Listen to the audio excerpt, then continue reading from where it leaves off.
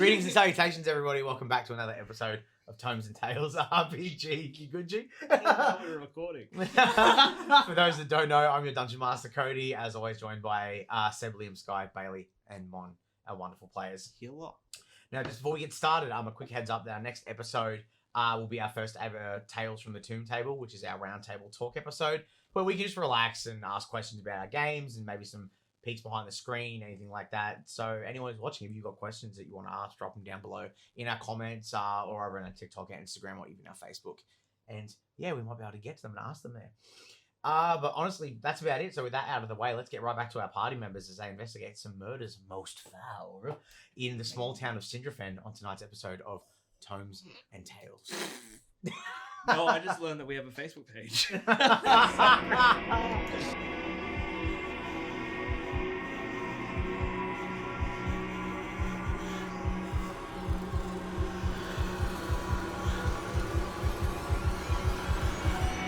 Welcome to Tomes and Tales RPG. And welcome back. Sorry. So, last we left off, our party had finally made it to Sindrafen, a small town hidden away in the woodlands en route to Hunfrace, where our party seems to have some conjoined vested interests. We learned that Sindrafen had fallen prey to some ne'er-do-wells who had seemingly ransacked the township. Investigations by our party revealed that a few townsfolk had been felled by these would-be assailants. The toymaker Idris's family were felled in a seemingly random act of violence, while the Goliath twin Eridak had fallen trying to protect his sister and his town. Some of our party diverted off to speak with one old man Whitaker, who seems to notice a fair bit in his old age, but can sometimes trail off into random segues of his own thoughts. And some of the more important info came via Hugel, who was able to use his magical abilities to speak with the dead bodies and gain more first-hand knowledge about some of these assailants that had come into the town. As our group reconvened to share their info, the threads seemed to be drawn out even further regarding who these individuals were, what they were doing, and what, or rather who, they were looking for. We cut back now as our party have again decided to wander back out to the town to seek more information. So before we jump back into it, we just need to clarify. So some were going to speak again with Old Man Whitaker, I believe was where we left off last. And who was that going to be? I think all of us. Yeah, I think we all ended up banding together, didn't we? And we were all going to take a field trip down. I mean, we can say that that's the case because I'm definitely not keeping track of anything. Not like it's my one job that I have.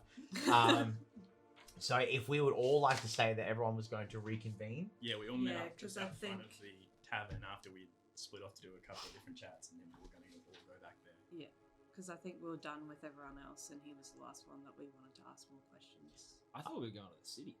We are on the way to the We city, are but on you, the but way to the you, city. there was something regarding questions for. It was the next morning. You guys, one party went and talked to the bartender about the books. I went to speak with Dad with. Yeah, there was the Yeah, innkeeper, yeah. and the lodgings book. Yep. And then we met back up at the front to go talk to Old Man Whitaker Yeah, again. because we're going back to the city today, just not Yeah. quite yet. We're Yeah.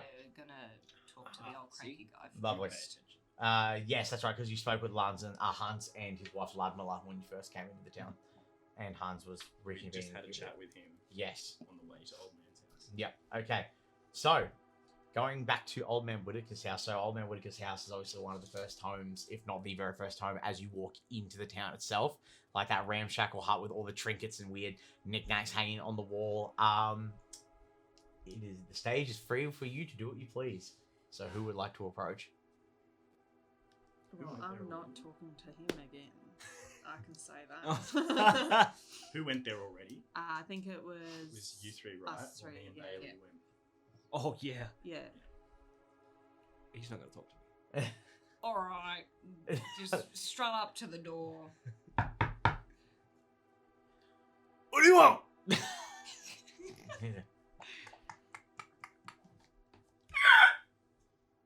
No, you again.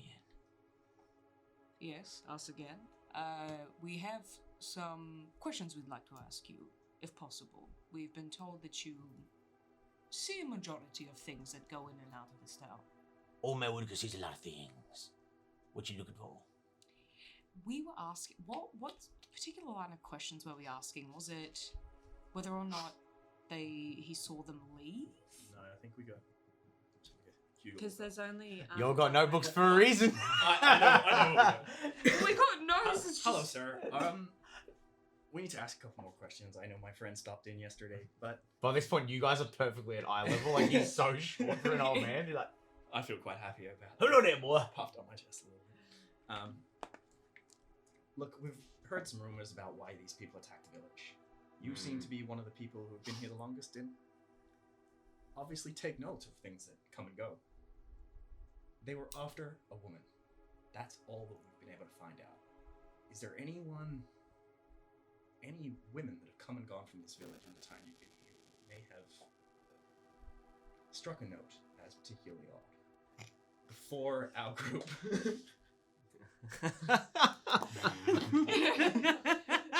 I was like, what the fuck are you doing? Before the people attacked you. It could be recently, it could have been older. Zero just like, without even moving her legs, just slowly starts to move back to the back of the group. Invisibility begins to take over and then retracts. Like,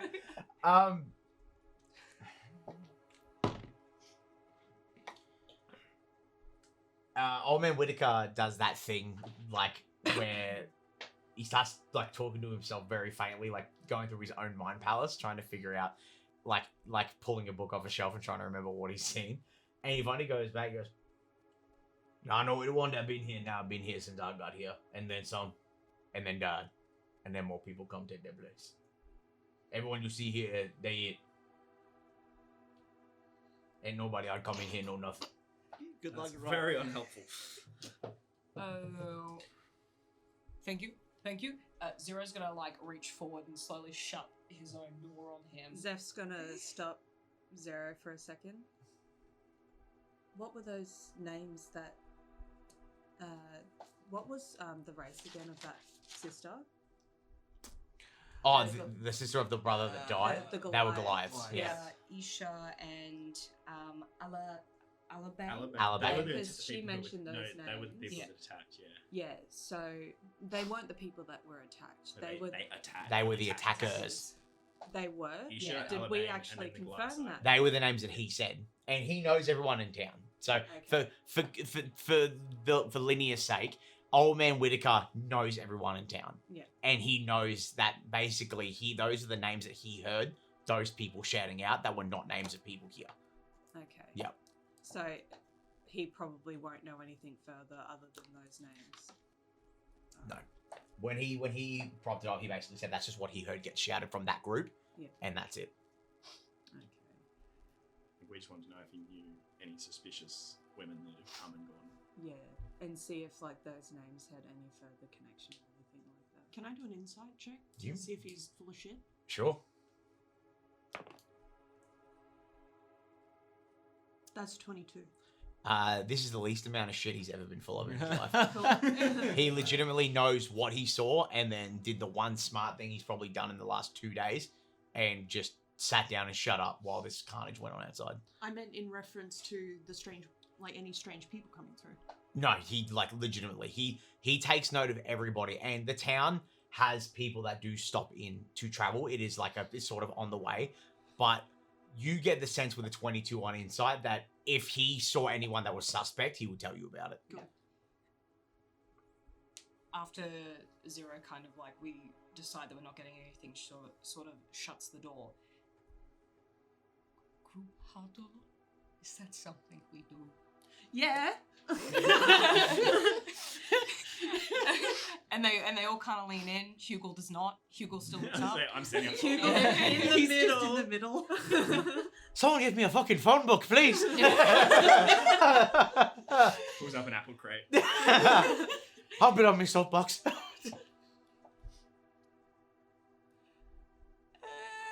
What if the person that they were after didn't stop in this town but happened to go past this town and ended up in a town that was not far from here because they were trying to get away from something in the city? Can And I roll an insight check? On 0? Persuasion or deception? Oh, fuck, I'm no good at either of those. Can I Oh, no. help with that at all? Oh. You can give a help action on the inside by. Nah, there's no help that can be given. Well, you trying to help Hugel? Oh, you're trying to help Hugel? You're just directly staring at Zero with like big bright white eyes. That is a 6. Exact same, 18. Okay, so what? Are you talking about yourself? Yes.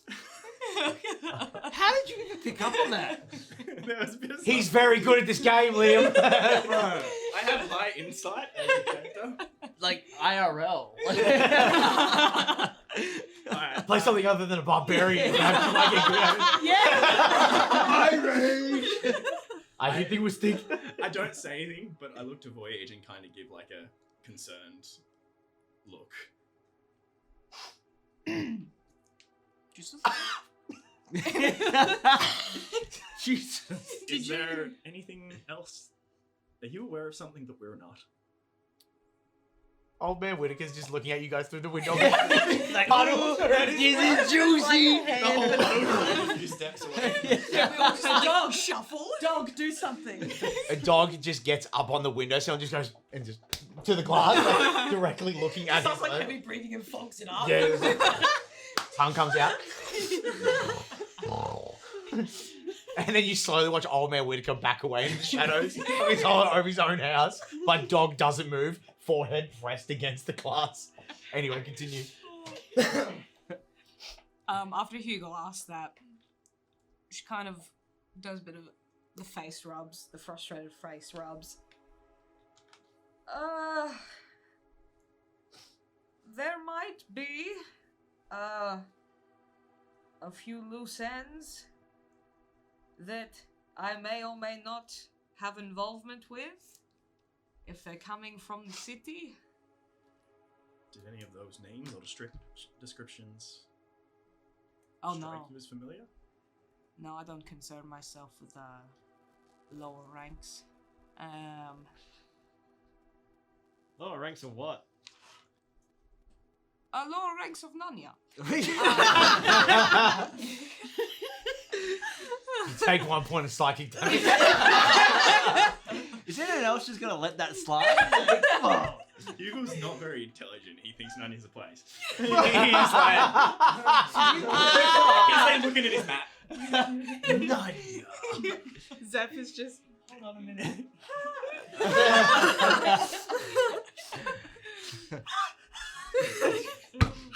Oh yeah, snort. Continue. Elaborate. Is this something we should be looking out for? Oh, if we go to the city, there's a lot you're gonna be needing to look out for. Do we need to travel with her? If you want to survive in the city, I would highly suggest it. Sounds like if we travel with you, we're gonna die in the city anyway. You'll die in the city without me, don't you worry about that. I thought you couldn't be touched. Why are you so concerned? Me? Yeah. I'm not worried about dying. I got 20 AC. It's you guys. We're fine. I like hiding behind strong people. You're all good. I don't think you understand. I'm literally a walking fridge. Yeah. Bridges can still be shot. Voyage being the one who leaned over and like pulled you in after you asked if we could group huddle. He's just kind of there like,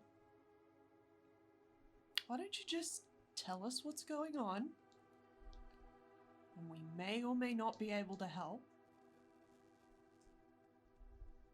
Zero will straighten up a bit from the huddle. What is happening in the city is a lot more involved than what a majority of you here would understand. It would take me a long, long time to go through it all. Zeph probably knows quite a bit about it, but some of it has personal ties that I will not be sharing with you. But there is a bit of a epidemic happening in the city. Big, big drug problem. Have you heard of Astro? No, I wouldn't. That's what I was gonna roll to see if I did. Is that a flower? Does it Looks come at from his a map flower? again. You need to tell me where all these places are. Avid traveler, hey? Please, please, bro. So essentially, basically what's running through the city at the moment is that there are quite a few leftover magical components running through the underground channels of the city. It's making its way to people who are less fortunate or just simply stupid, and they are basically making drugs out of it. Depending on what your continual usage is like, or what kind of strain of astral you've gotten your hands on,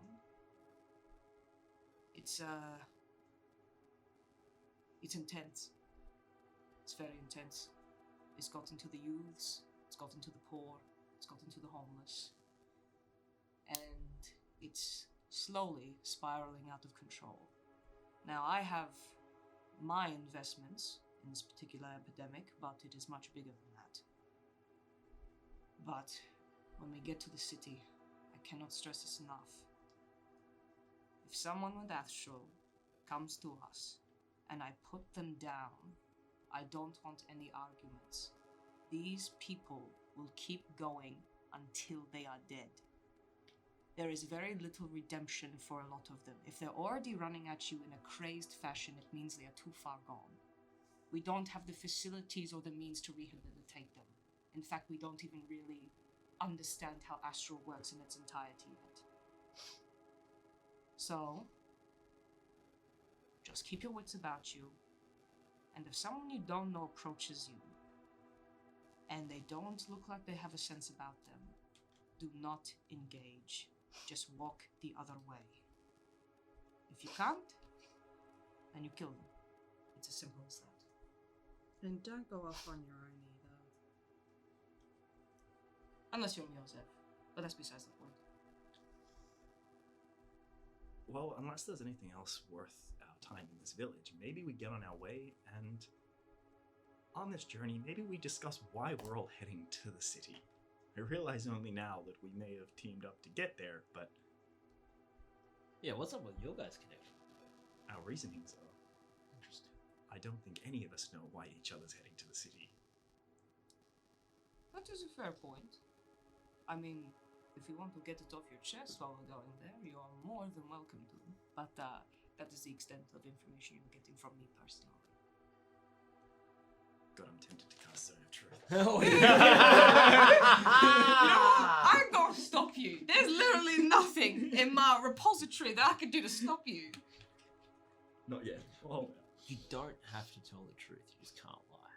So if he asks you a question about something, you can be like, get fucked. Literally be like, I choose not to answer that question. No comment. My legal, I my plead- legal counsel I has plead decided the to tell me fifth. like I couldn't answer. Plead the fifth. 5th level spell slot. Right, so we're off to the city, hey? Unless there's anything else to do. The while we're around. mystery deepens, hey? The plot thickens. It is time personally for me to return. I have been collected, so as much as I'd rather not go back, I do have to go back. Are you a cop?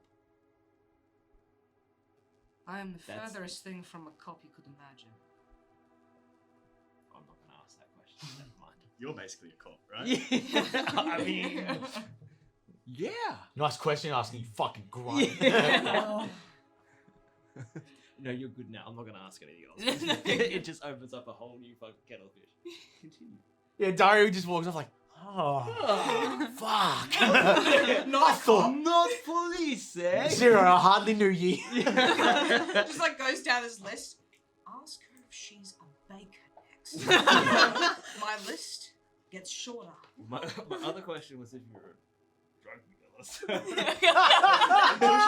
She killed the drug users. I was leaning that way too. Right? I was like, this girl's either a cop or a drug dealer, but either way, you're involved in this somehow. We will see. Have we broken the huddle in that case? I think so. Unless there's anything else to be asked. I forgot we were still huddled, to be honest with you. I'll say I'm for the just sake like- for the sake of like for the meme, because I know we made a joke about it, we say you guys basically went off you're off old man Whitaker's porch, more kind of like on the path in your own little group, away from prying eyes. Probably standing Getting in our, the shade our of the cart sorted and stuff. Yeah. Yeah.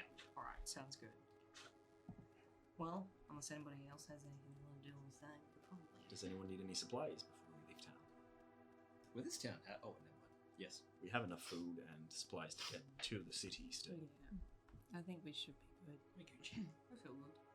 Voyage does have one more question for Zero, though. Mm.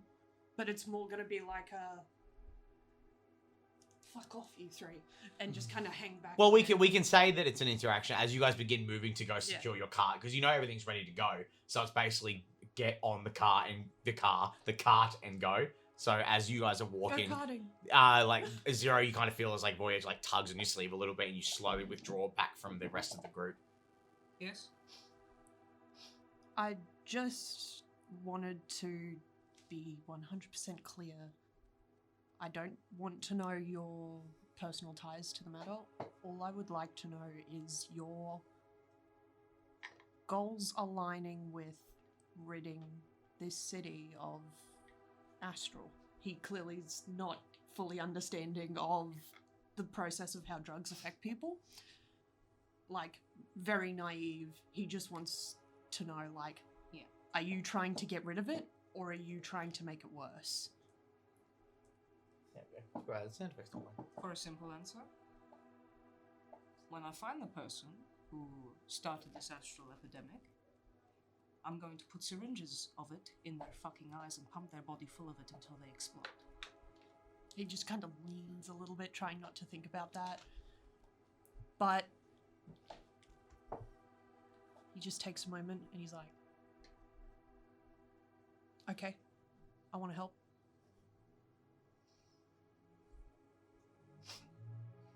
Don't get yourself killed trying to help. It's a messy problem. Very messy problem. Things like this always are. And I think you'll understand the full extent of it once we get to the city. You see the size of the city, and you see how much of it is actually in the streets. It's not something that can be fixed overnight. It's not something that can be fixed, perhaps even in a matter of years. But what I can do is clean the house of everyone that has it in their system, and then find the person who distributed it and clean them off the system as well. Voyage, can you We'll make a shoot history- our shot. Voyage, can you make a history check for me? History. With advantage, please. Okay. That works. I accidentally picked up 2 dice. No. What'd you get? 8.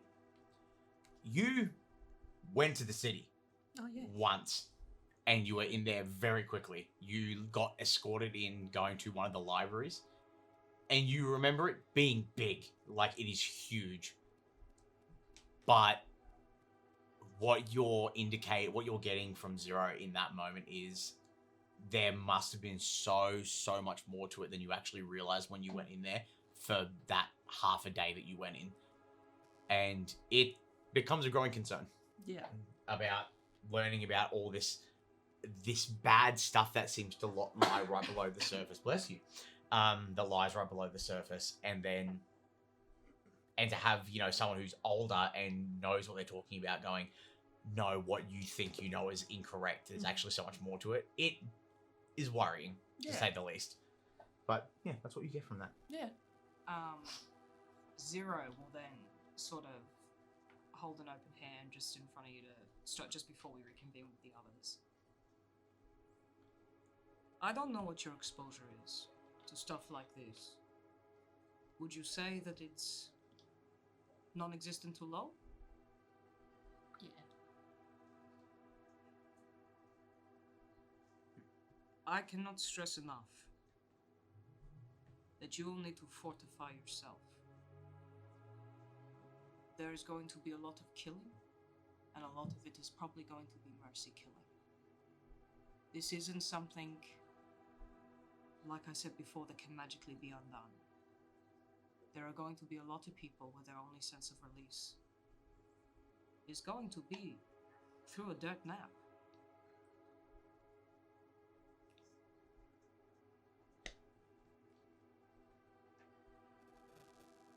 I don't think anything I said to you is going to prepare you. You're just going to have to sit tight and try not to let it fuck you up. Sure. I'll do my best to keep that in mind. You can try. Very naive, boy. Very naive. And we'll reconvene with the Alrighty. So you all reconvene at the hitching post with the cart. Everything is prepared to go. And unless anyone had anything they immediately wanted to do in the moment, you are free at your own behest to leave and begin your final days of travel. I'm trying to sneak some flowers into the horse's hair. A roll of sleight of hand check. God love him. 17 plus. On a 17 on the die, yeah, you're sweet. So basically, you get Daria to lift you up, and you're like, What? And you're like, well, you're the tallest. It's your horse. It's You huge. can't reach. Yeah. You get Daria to quickly lift you up, and as you're patting the horse's mane, just and it has a bunch of flowers just popping through the horse's hair, and you know. I miss my perception, so I don't actually notice That's it. exactly So you're holding him up? Exactly. The horse doesn't I notice either. understand the fucking situation. The horse. I'm dumb as dog shit, apparently. The horse doesn't notice, and you're able to just weave in some flowers into the horse's mane, perfect. and they look beautiful. But I'm gonna roll my dice for 5 minutes. Be like, what the in exactly 5 minutes. Excuse me. So, if there's anything else, Zeph's going to the toilet. quickly use the faculty. Bye, to just have- Hang on. Voyage. We After should- having serious conversations for a second, he's looking around. Dog, get out the window! Oh yeah. like hurls his ass down the street and like there's like a huge wide like that fucking initial D initial It's D like when the drift. dog goes around a corner and just keeps going. On the tile. Yeah. Dog does the Akira slide for sure. Oh. Yeah, it does the Akira slide and just sits perfectly at your feet with his long sloppy tongue.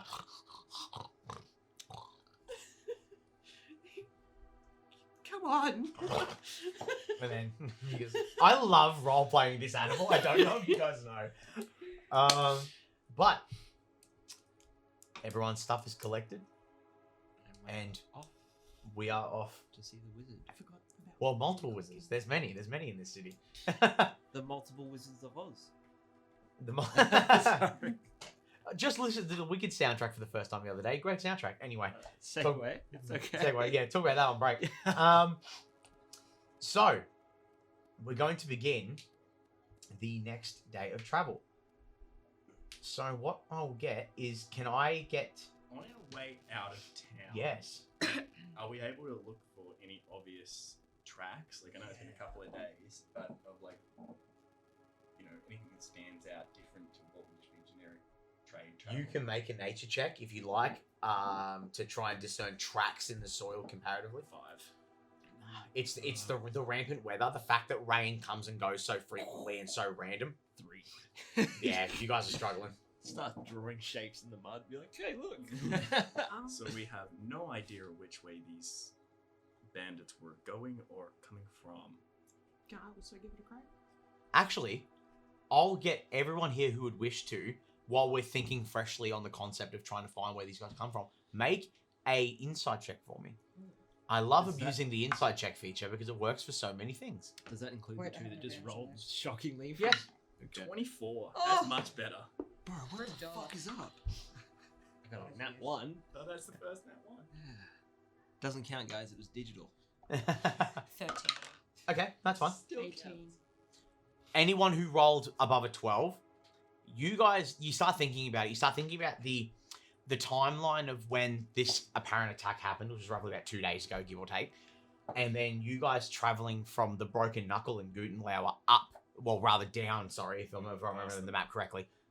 If they were going further up the country, you probably would have walked into them. So it's safe to say that you didn't pass them, but they're definitely not in the same area where you would be. Yeah. So the only other idea is they've either gone around the mountains, the long way, or they've gone down back south, as far as they can go. So do with that information what you will. But Yes, unless they're heading in towards the mountains and towards the military barracks in that way, which probably isn't the best idea for a bunch of bandits. They've probably gone back to the city. I highly suspect so. Well, keep your eyes out for a glass-eyed elf. With a coat. It'll be a long shot. Because of confidentiality. But not a lot of people have guns. Very rare, even in the city. It's not very common, not heard of. But I know a gunsmith who's essentially the only sole trader that I know of those weapons. If I respectfully squeeze him hard enough, he might weasel them out. We'll see what happens.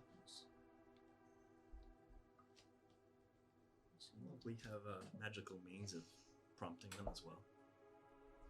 That is true. I have to be gentle with him now. Otherwise, next gun I get from him might fire blanks. Like Daria. You'd know. I fucking would not. Inside check.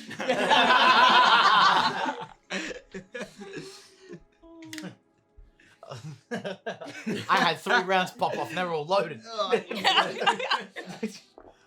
Alrighty. But you all continue to move, and we find ourselves back on the road. So for this, I believe, if I recall correctly, you guys it was still morning when we were in the town, so you're still going into the morning into midday. I would like someone to roll a D100 and a D10 for me, please. What is this? I did it last time, so... I volunteer as tribute. Okay, go for it. Yeah, I was gonna say this is the kind of music we fight to. Did you want the What's the 100? 7? So you're in 70. You're in the 70%. Yeah. So the day goes by without incident. You are able to stroll through the woodlands and the grasslands, and you find yourselves having a very comfortable travel. The wildlife around seems to give you a wide berth due to the stature that you guys put out, but you are comfortably able to like a giant fridge walking through the middle of the road.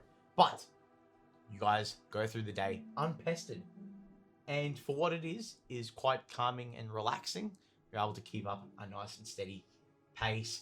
The grey cloud cover casting over, but a little bit lighter than usual. You're able to get a little bit more of the sunlight breaking through, a lot more of the birds flying around overhead, which is a surefire sign that you're in places that are well vegetated and a bit more populated.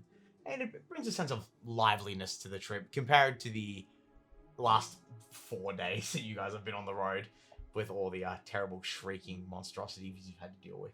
So, eventually, the sun does begin to set, and unless anyone had anything they want to do into the evening, it would be due to find time to set up camp and rest. I'd say Hugo probably, after discovering your kind of reasoning with the town. So why are the rest of us heading into the city? For those who are willing to talk. I'm just going home. So you know the city well. Both of you, from the sounds of things. Are you familiar with Razun, the law district? Yeah, you would be. If you need to, you can check the document that I sent you with the city. But it's basically a district where all the libraries, all the scholars, all the teachers are. It's where a lot of the teaching institutions I know are. about it, but I'd be like, yeah, I don't know. Yeah. You know of it. You don't know it because I don't think you've ever stepped foot in there. Yeah, no. Relatively. Alright. And yes, you would as well. Yeah. That's where I'm going. Why have we not talked about this? That's where I'm intending towards. I need to do some research to a foe that I crossed in my time, but my reasonings are quite innocent compared to yours from the sounds of things. I can't remember. Oh, well, more about that tomorrow. Yay, study buddies. Yes. So you two are heading for the libraries. Yeah, I need to look into gestures at dog. There's a reason we crossed paths. The queen is always looking out. You'll certainly probably find your answers there. There's definitely no shortage of resources there, that's for sure. While we're on the topic, do any of you recognize this? And he pulls out a sketch of like a really creepy, under-looking woman with like glowing red eyes. Looks like me after a few hard drinks, jeez. This was some an undead creature that seemed to have intelligence. You wonder why I shoot blanks, eh? I'm going to That's wait your fault. You till started it. you're in an alleyway in the city you don't recognize. Hey, you're getting adventurous. Kill him! Sorry. Just feel a barrel in the back of your head. Like, It's gone from sexual like competition to sexual chemistry. Tension. To Enemies to assassination. lovers. oh my god. Oh my god. Excellent. I'm guessing no one has a clue. I'm just thinking. I don't know shit. Sorry, bro. My roll is not good. But No, not even as far as People would rolls. ask. Just in general. Going through. You know what? I would probably only have you two make history checks, please. Only because you've been alive forever and you have done heaps of research, considering that you're technically not from here. Oh, give me advantage there because I'm so fucking old. No. It's 12. That is a 9. The immediate sketch doesn't trigger any response in your brain. It's like, oh, well, that could be anything, you know, like the undead scourge is not an unknown problem to people that are in the know. But you do get that it's like that. It looks a bit more savage, Yeah. and you're like, it's a bit. Ooh. So it's concerning the fact that the stories that you guys have heard about, you know, like the soldiers and the cops going out and having to kill hordes of undead. This one is about gives the heebie-jeebies a little bit. It looks like more of a savage attacker comparatively to what the typical stories of slow shuffling undead zombies are. I've dealt with a lot of undead in my time, and this is the first one that's ever shown any kind of intelligence. Oh. I'm not familiar with that, are you? No, not really. No. Well, that's my reason for heading to the city. I feel that I need to learn more of this. If they're changing, then the Scourge of Undead could have a leg up that we're not prepared for. Where did you find it? How far away from the city? Yes! It was in the forests far up north, not far off Hanging Rock. Would Astral have gotten that far? No. Doubtful, no. Well, There is fucking another never city. mind then. There is No, another it's a good city up question. that way. I don't know if Panenfrace has the same issue with this Astral. Ooh. You can make a history check. Yeah. Because you're definitely the only one that knows anything about that. Oh, actually, you can make one too. That's a pretty good question. Daria can also make a history check. That's a 17. No? for Daria, for you, it's very... Use You think... proper dice, or so help me God. Okay, I got a 12. Yes. Not that much better. 12 unfortunately doesn't hit what I said. But for what it is for you is when you went there when you were younger, it was always with your dad to work out shipping stuff. Yeah. So you're always stuck in some office listening to some Someone. elven bozo talking about shipping rates, and it was just shit that you didn't care about. You just didn't give a flying fuck. And because you were so not wanting to be there, you just never retained information. You were basically in a carriage, walked into this extravagant building full of snobs, walked upstairs in this city that was also full of snobs, spoke to another snob, got in the carriage, went back home. Snob. Which is half the reason why you didn't want to do that, because you didn't like it. Want to be a fighter. For you specifically, you know enough of it. I dare say you've probably maybe visited there once or twice or a couple of times in your tenure in your life, maybe with the family, maybe without. That city is so... Panenfrace is so hell-bent on maintaining this perfect image about how good they are. You know that there was probably no way in hell that city is ever going to let something like that hit the streets. Yeah. They've got a task force in their city alone, like a security detail, that just monitors the arcane dome of the city, like, you know, the one that doesn't let weather affect it and stuff. That they rip apart every cart, they go through everything. You couldn't even walk, you couldn't take your guns with you last time you went, which was however long ago. Yeah. It's they're so about, look how good we are, look how clean we are. We're not like everywhere else. We're the best, we're the cleanest. That you really doubt that it ever made its way there. Like, you're confident that there's no way that drug could have ever made it there. Ever. I think Astral is probably just a homegrown issue. Well, to be fair, between where I came across this creature, there is a large swath of uninhabited forest between there and the Deadlands, so it is very possible that it made its way, but it is several weeks' travel. We won't rule it out, but Hugo will probably actually pull out his map. I'll show you guys where roughly it was. Yeah, so also for correction, for you, it was several weeks for you on foot, and the fact that you would spend more than a couple of days in one place at a time doing what you had to do. I think the total amount of travel. So it's like right up here, at the very top that he came Yeah. across it, and obviously Deadlands. So I quite a thought you were distance. making a short joke. No, That's why I giggled. Well, he does walk slower than Yeah, most. Yeah, he that's does. why I laughed. like he But yeah, like his actual significant movement. difference, like distance from Yeah. where the general undead Okay. scourge is. So it's not a drug problem. Not this case, anyway. Well, Although I wouldn't know that. well, I it mean, was definitely undead. I'm 100% positive of that. well, if it's outside the general scope of where you'd normally find something like that, but it was also intelligible to a degree. It's not to say that it might not be on the move. Oh, it moved quickly. Uh, If not for my blessings, I don't know how much better we would have fared against it. I hate shit like that. As do I.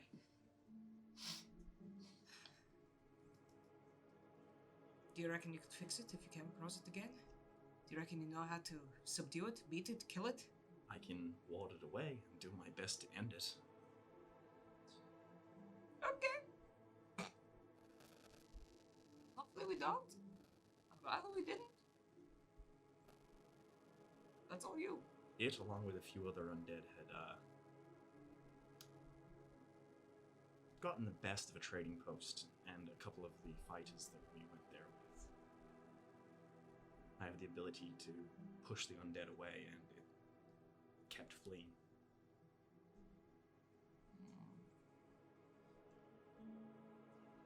It's part of my oath to remove undead from this land.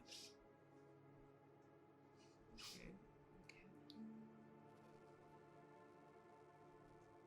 Well, hopefully it comes nowhere near the city. Let's hope. Alright. Did anyone else have anything they'd wish to follow or do or participate in before we stop for our first rest? Voyage runs back in from the little hiding place he'd made behind the tree. What did I miss? Fly's still down.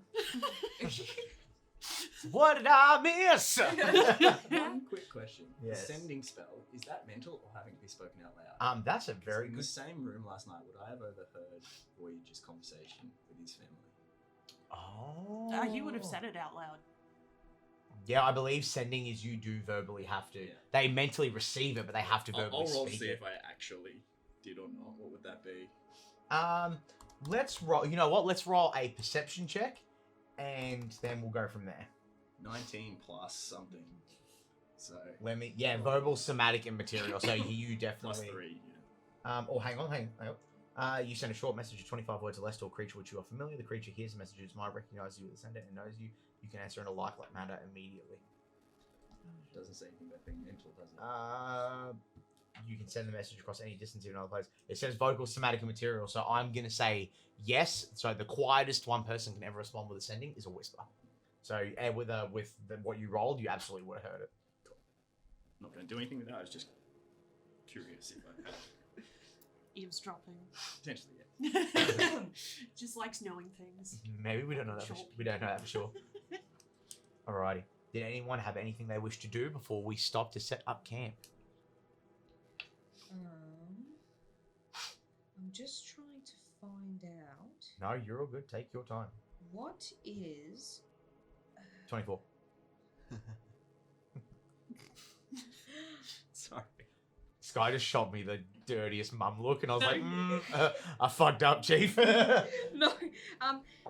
What I'm trying to find just the section about the Because in your documents? I think it might be the. What are you looking? What are you looking to pin? What are you trying to find? Here we go. Oh, you got it. Okay. It's the Iron Law Bearers, isn't it? The ones that are the old. The old mining Yes. automatons. Yep. Before we call it in for the night, when we get to the city, I cannot stress enough. Yes, keep your eyes peeled for anybody using astral. If you see an Iron Law Bearer, and you'll know them when you see them, because not much puts the willies up me, but I admit the Iron Law Bearers certainly make me turn on my heel. Turn on your heel. I can hardly make a dent in them with my firearms. I wouldn't recommend going toe-to-toe with them, especially if you are alone or only with few. It has almost killed some people that I know can handle themselves very, very well. I'm not one to pick a fight, so I feel like that'd be most likely you. So if you're Oh. scared of them, then I think we will keep our clear. You don't need to pick a fight. For, just follow the rules, follow the curfew as best as you can, and it won't be a problem. Try not to go anywhere near astral clusters, because they do not determine the difference. You are near a horde of people that are causing trouble because they are high on astral, and you happen to be amongst them, you just get lotted in with them. Good to know. Before I forget, to let you know. Thank you for the heads up. I don't know what good it'll do, to be honest, but let's just hope to stay out of their paths. You were sort of like, what the fuck is going on in this city? Okay. Eventually, you all stop to make camp. We don't have to go through the process of, hitching and doing the campfire. You have more than enough rations to get you through what you need to get through. But we will cut to taking watch. Now, I know the last few nights it's been the elves because they sleep the shortest and they can obviously stay awake the longest. Are we going to maintain that, or is anyone else going to offer to stay up and take watch? I think that's something that just works the best. Yeah, Okay. happy to maintain that if you are. Because then Lovely. no one else is losing sleep. So. Okay. Yeah. Who would want to go? Who likes to go Assuming first? We can probably also rotate the three of us to be a second set of eyes without losing long rest. I was going to say, if you definitely want to pop up with one of them, you can have an extra set of eyes. That'd be fine, because it probably would, to separate into 3 rests would actually probably be more detrimental, I think. But because there's 4, they only need to rest for 4 hours. You need 8. So at one point, you're still going to be up at the very beginning or the very end, and there'll still be one person there to watch. So it's entirely up to you. I think you would stay up a little bit later, just doing prayers and keeping an eye out. Sure. Who would wish to be the first watch? Do you want to go first or second? I'll go first. Alright. I will go first. You can all sleep. Whoever stays up with Hugel is copping a rant about his goddess as he does his prayers too. Just letting you know. So, He's basically doing a sermon. The zero's About- worry on the other Friends, roll, just no! like, Нет, нет! Блядь, сука! Братан, привет! Давай! Since it's you as well, Oh shit. so tell me of your god. Oh, I was not prepared for this. I was not prepared for this at all. brother, character notes, man. Get him in there. Like, Why, like, you're a have worshipper. any. Where did you find your connection? I think I have it. Man. Why are you can doing do this this to me the second today? night if you're pair brothers, wouldn't be a problem. I should have written it in my notes, but I don't have. If it makes you feel any better, because I do have it here on ready access, you worship the Platinum King. Oh, yeah, I knew that. Platinum King, god of lawful good, honor, and justice. Tight. Yeah, so my whole game plan is. Oh, I'm not doing the accent. Do it. I decided to be a soldier or a fighter after realizing that my ancestors were badasses and my dad and his dad weren't quite up to that. And I came across this god, the Platinum King, and he seemed like someone that aligned with my values, which was lawful good, doing the right thing, and having a good time, really. Keeping people safe. You can make a history check for me if you like. Or religion, whichever Please one roll works better high. for you. Please roll high. It's not high. 9.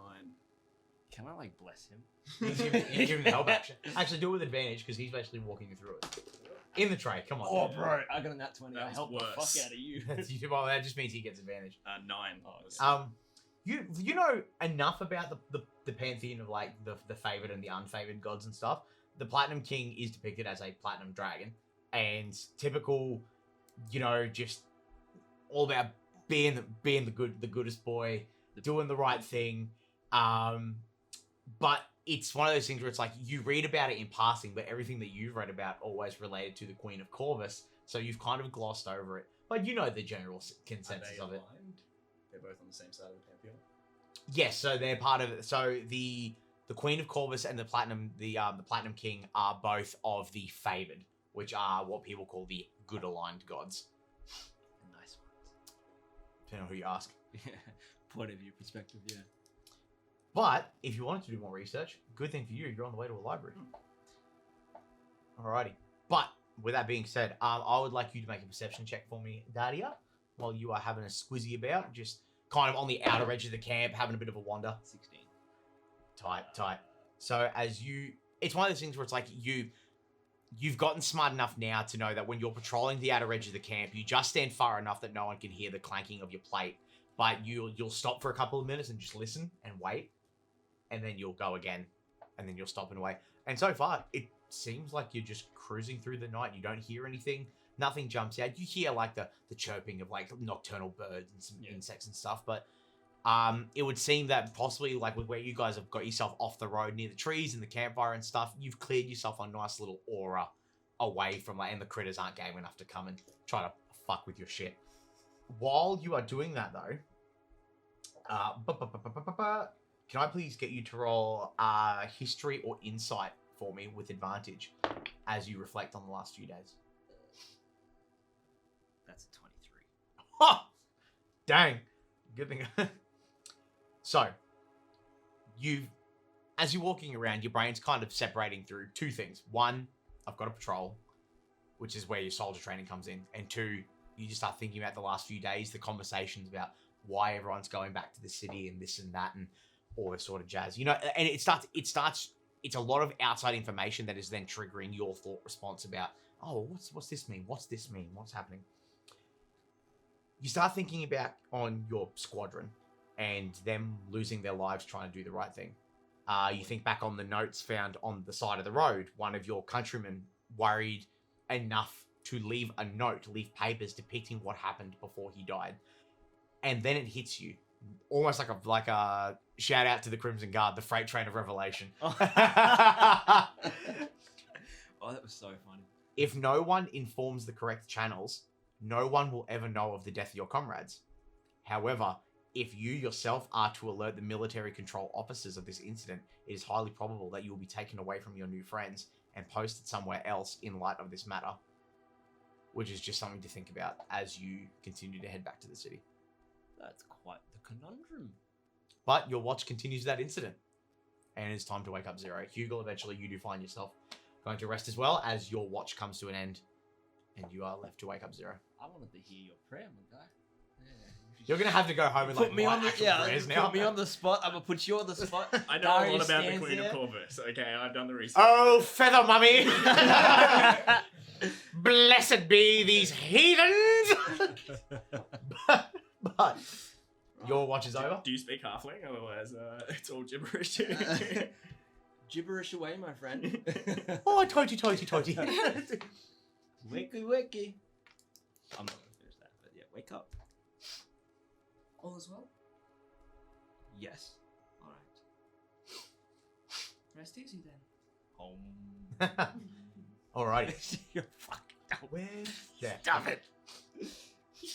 Can Can I I- ask a quick question whilst everyone's She's sleeping. on watch. Yes, sure. Is there a document? I just tried to find it. Sorry, before. No, you're okay. That has all the the pantheon stuff. Oh, on I never forwarded that Pantheon to you. No, I do have one. I just realized I haven't sent it to you yet. I I apologize. have it. Did I? I'm sure I sent it to you then. I can't. What's it called? It's Because- called. It's in the original. It's called the Pantheons of Miros. That's what that document is called. Okay, let me just. This is a peek behind. We are so professional here. So professional. Yeah. I sent 1,800 I don't know documents. about that. I sent 1,800 documents to these guys at 2:00 in the morning, expecting everyone to read it. Was it on Messenger that you sent it? Quite Because possibly. it's Yes. just not coming up in. Was it in the group chat? Was it? No, he Oh. sent it to me. I can send you the link if you want. Can you please forward that link to her in the meantime? Which is okay. We can just cut this out. Sorry, I do No, apologize. you're I just once you started talking about it, I was like, oh, There's lore dumps going on tonight. You should just put like elevator music over all the audio for no, this one. I'm yeah. afraid I Dun, did not. dun, Dun, dun, dun, dun, Oh, dun, I dun, really- Now we've got to line it up with your clicks. Yeah. Dun, dun, dun, dun, dun, Someone give this. dun, dun, dun, dun, Ah, dun, perfect. dun, dun, Elevator dun, music. dun. Sam's just like time stamp Yeah. now. I'm looking to see if I've still got all the stuff on the Google Drive. On the Google Drive. Yeah, because I have the calendar and the pantheons. I probably got into the process of sending it to everyone directly and Yeah. just stopped. because We I could don't have the Google lore it. of the city. That's the only one that I don't. That's ADHD for you. That's what happens. If you have your own personal law document, Everyone has their own personal law then document. whatever is in there is all canonically Zeph would know.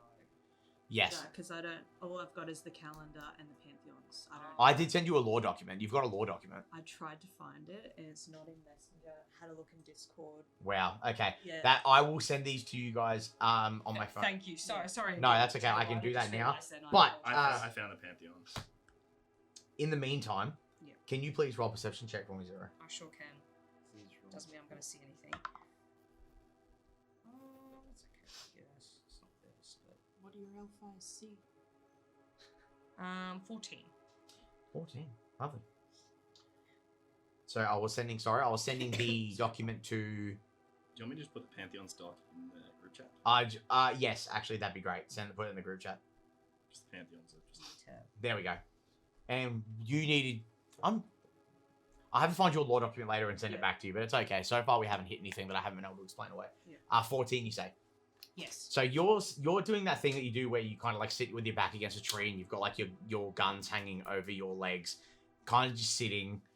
And for you, I feel like it's probably a very similar train of thought process with Daria, but not knowing that you guys are sharing the same line of thought where you're starting to draw a lot of threads to a lot of things that are starting to come together, especially with the people ransacking the town, and you're starting to think back on the mess you made when you left.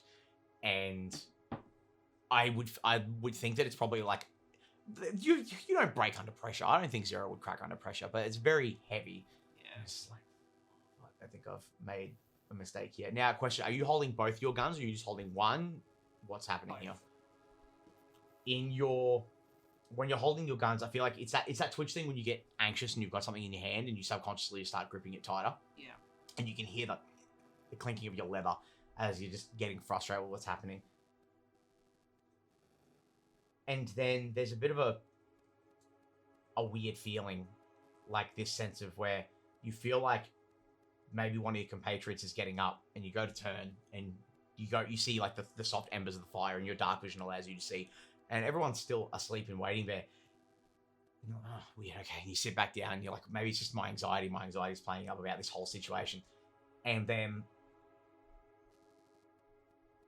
it's the most uncomfortable feeling in the world as you feel the left gun in your hand tremble, and from the hand of the gun, another set of fingers comes through and holds your hand. And then instantly over both your arms and your shoulders, you feel like the elongated arms, and you feel that pressure of someone's face next to your face. What you thinking about?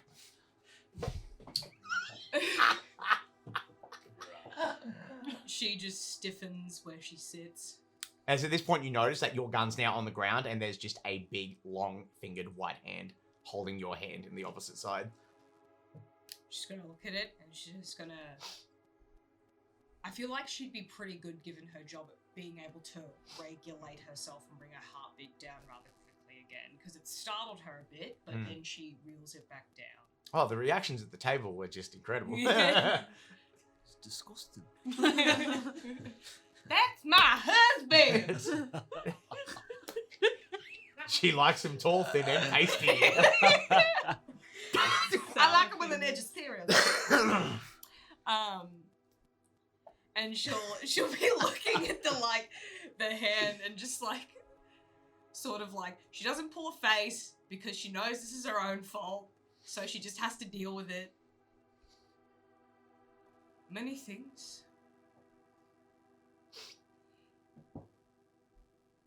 Is there something I can help you with? I don't know, is there?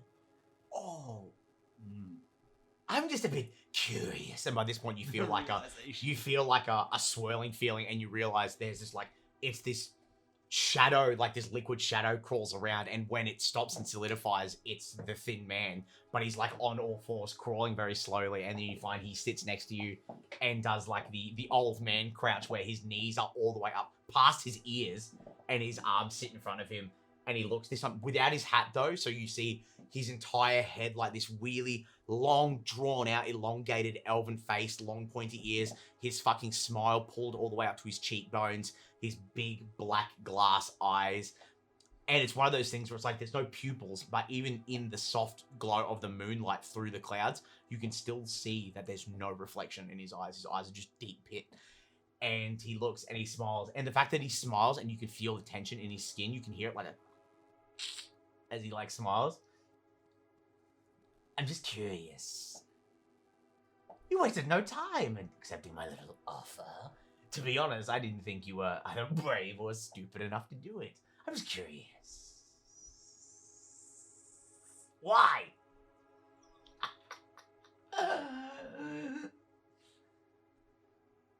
I have my reasons. They are very big, important reasons. The reasons of which you might not even be able to help me with, but everybody needs to take a gamble every now and then. Do tell. I'm curious. After all, I think it's only fair that you tell your husband. She cracks a little bit of a smile at that. She finds humor in that. Where do you draw your power from? What are you exactly? Oh, I go by many names. Some call me the Thin Man, some call me the Slender One, but most documentation of my existence, people just call me the Traveler. The Wanderer, rather. Would that name sort of ping anything in her brain? No. The Wanderer as a weird name. Many people have called themselves the Wanderer. A lot of lone sellswords, killers for hire, mercenaries, all try to give themselves weird monikers. Yeah. But you thinking back, even without a role, like magically, no. The Traveler, it wasn't going to be the Traveler, it was going to be the Wanderer. The Wanderer that's a weird one to you, that's new to you. Do you believe in friendly fire or unfriendly fire? But the friendly fire is what I'm more concerned about. Hurting someone else that I've known for 1 minute or 1 millennia? Sure, if you ask me nicely. I have a gripe with someone or something that is a bit beyond my power, scope, and comprehension. And I would very much like it to be dealt with at some point or another. If you think that's within your capabilities, if not, I understand. You can only do so much, really. I see what you're doing, little girl. I know what you're up to. I think it's only fair that if you want something done, I need to know what it is. Otherwise, how can I fulfill your dreams and wants and desires if I simply don't know what those dreams, wants, and desires are? I need you to kill a fiend for me. Why, my silly dear, would I do that? Because it took my last husband from me. You had someone before me. Bit quick to be moving on, don't you think? You elves live for a very long time. Zero. Her expression actively sours at that statement when he says a bit quick to be moving on. Oh. Did I strike a nerve? No.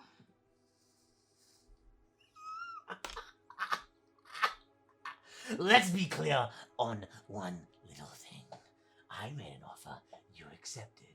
As far as we're concerned right now, I own you. I can have a bit of fun. Hell, you do some good things. I might help you on your little journey. But just remember one little thing. And the entire time this interaction's happening, you've realized that his head has stayed completely perpendicular, but his entire body climbed up the tree and rotated around to the point where he's now standing in front of you. And it's only now as you're realizing that he's probably on the way out.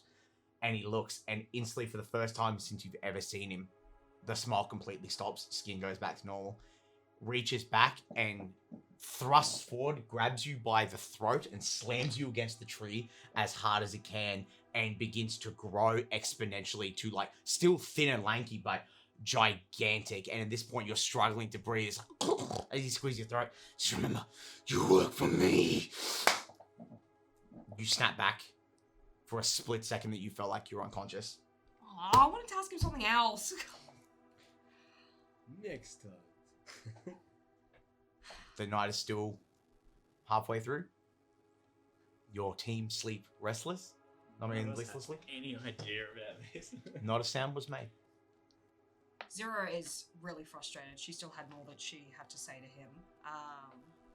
So instead of sitting still now, she quietly just paces and does her rounds until everybody wakes up. And in a few hours' time, everyone does. We now go into the morning as everyone awakens to the sound of chirping and birds and insects, and the light begins to pass through.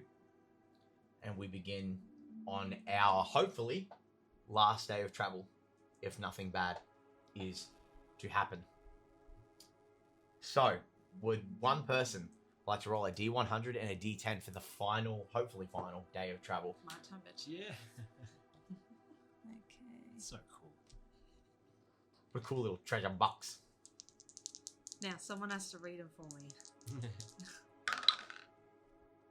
89? Alrighty. Is that like the percent chance of something going wrong? Maybe. That'd be so good. You guys continue on your long walk. The roads here becoming a bit more wavy in the sense that while it's been relatively, kind of kosher, like flat with little bits of divots here, it begins to be a little bit more climby, like you're going up a little bit more. And you guys continue to move. Let me just find me notes here. The air has a sense of electricity in it as your travel begins again for what will be the final leg of this journey. Hugel, for you, you study your map endlessly, making notes as to be as accurate as possible for when you end up in Hunnenfrace, which, for what you've heard through your party, is not only just a city, but the city. Like, you only saw Hunnenfrace from a distance when you wandered, and you never got the chance to go in there, and now you're like, wow, I'm actually going to one of the two sister cities that I've heard so much about, and I've never had the chance to go. It's a new sense of environment, something so different for you, and it's Never would have been to a city. no Of any type, like small towns. small towns is your business. Voyage and Dardia, the sense of excitement to also be in a place that you both have seen only scarcely in your time. Dardia being quite minimal for most of your life, and Voyage being only recently. it's one of those things where, like, Dario, you think back on it and you're like, man, with how often I actually, like, rode through this place, but I never actually got to stop and look at it and enjoy it. You start thinking about how much you actually kind of missed growing up because your father pushed so much of his dream onto you. And then Voyage for you, it's just the same sense of, I'm finally going somewhere new again, and I'll be in here for longer than 3 hours, and I'll finally get to see this place. It's exciting up until you start thinking about on what Zero had said and sort of like mum nagged the group about keeping out of trouble and being wary, and that very slight tick of ooh begins to set in. But for Zero and Zepharis, the spark in the air is the heaviest between the both of you.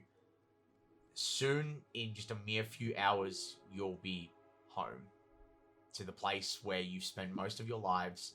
To the place where you both built who you are. For some, more than once. For others, you were given a second chance. And as much as it's scary, I think the excitement outweighs the fear in this instance. With all that being said, I want to take a minute to give it to everyone else. What's going through everyone's minds? I know we've kind of had this a bit of a kosher run where like I offer you these insights to what the feelings could be, but I want to know what's going through everyone's heads, because I like this, in this first joint goal between this group of 5 people. What's everyone thinking? What are they thinking about now? What's the future? What's going through your heads to be able to look on this group and go, this is the thing that we set out to do together and we're about to do it.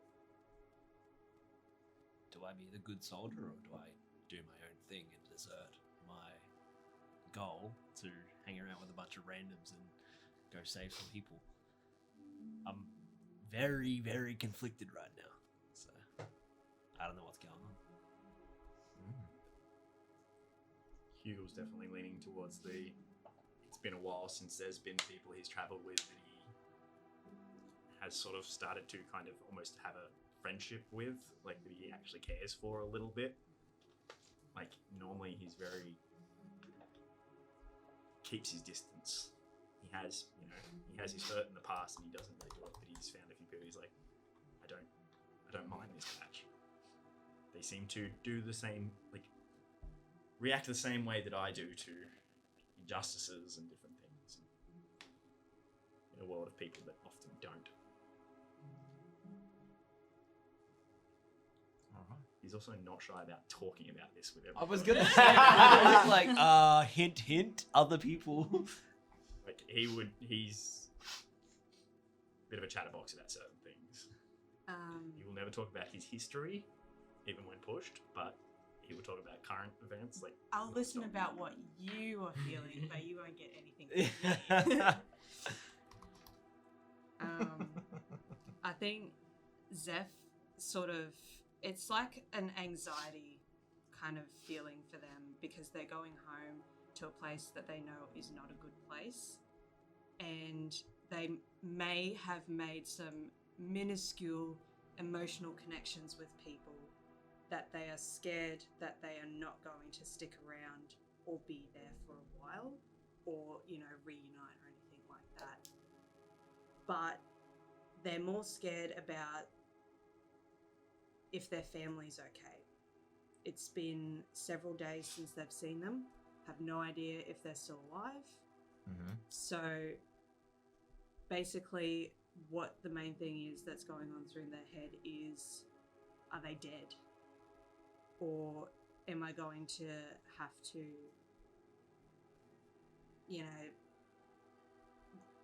basically go off and do my own thing and leave them behind? And are they going to survive if I do that?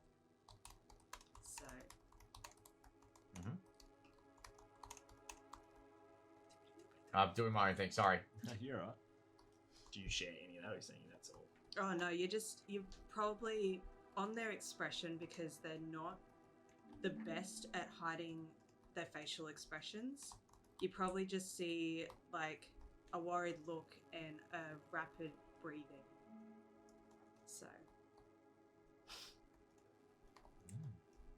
Question: how long ago did my boy die? Just trying to- This would be about 4 days ago now. Okay. 4 or 5 days ago. So Darius still struggling with that too. Right. Okay. Yep. Just for my own future reference. No, you're all good.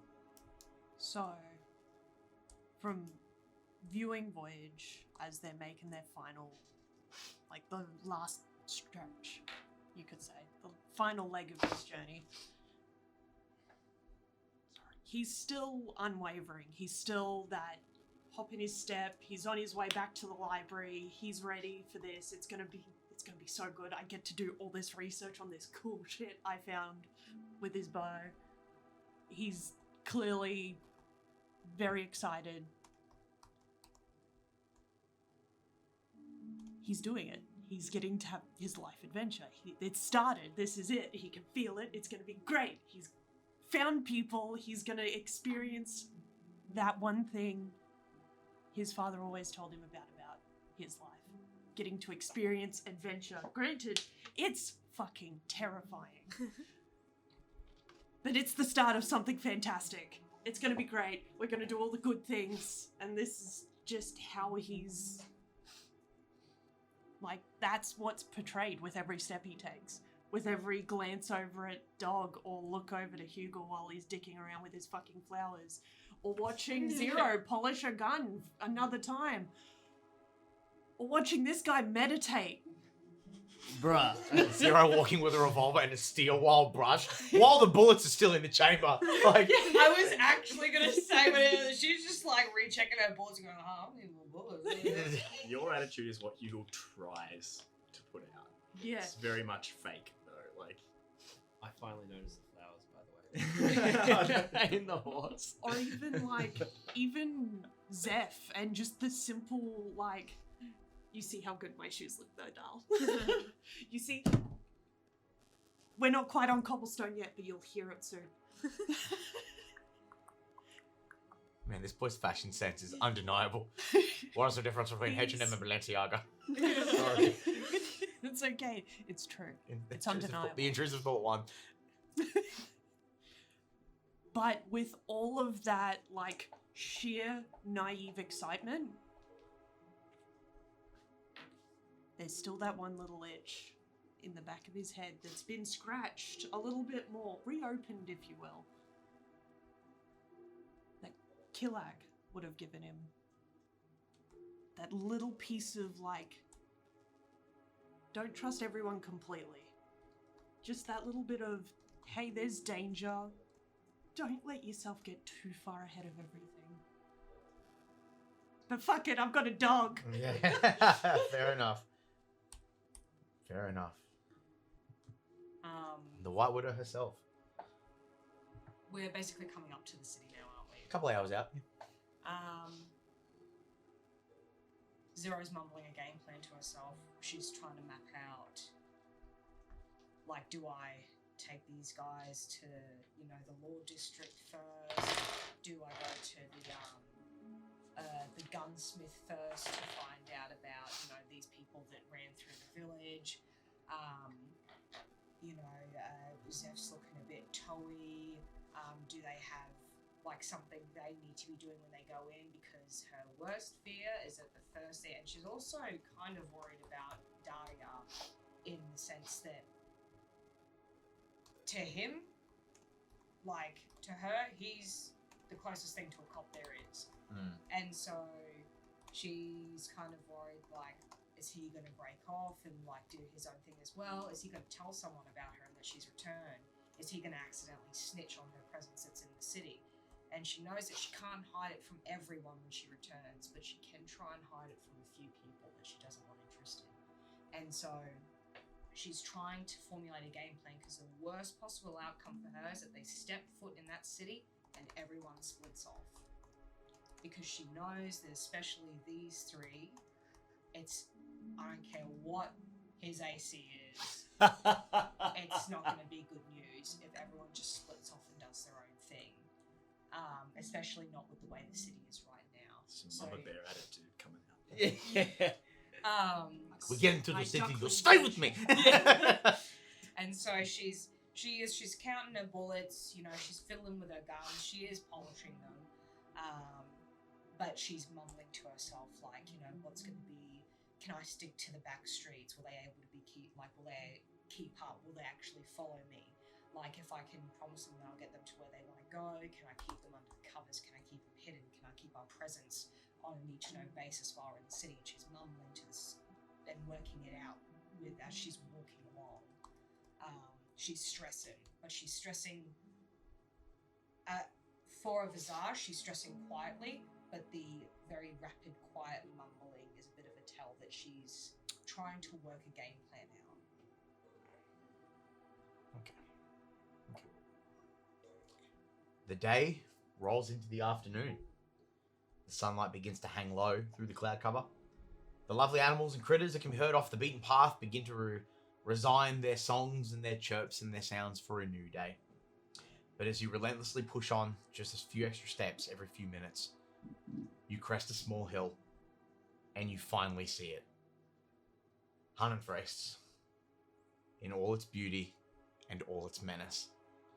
For those herein that aren't as well versed in the sister cities, I'll now explain to you what you see. The silhouette cast over the land from this truly outstanding feat of magic construction and architecture is stupendous. Spires reaching high into the sky, almost being able to touch the lowest clouds, almost seeming as thin as a sword blade, but as tall as a mountain all the same. The circumference of the city is truly something to behold. From the top of this small hill that you've crested, you see the true scale of the place you now wish to inhabit and enter. Hours to simply walk from one edge of the city to the other. This place was built to house many people who sought to be in the center of it all. You see hundreds of thousands of lights illuminating across the stone and steel face of the city, like a blanket of stars draped over the top of a model. It's almost as beautiful as it is ominous. But for some here in our party, it is home, and the rest can only be revealed once inside its city limits. From your overwatch, you also see the faint lights of the many, many farms and paddocks surrounding the city itself. Many estates surrounding the city work to keep the city flowing with foods, vegetables, and this also aids in the export trades to other towns, villages, and smaller cities, two of which you have all found yourselves in over the last few days.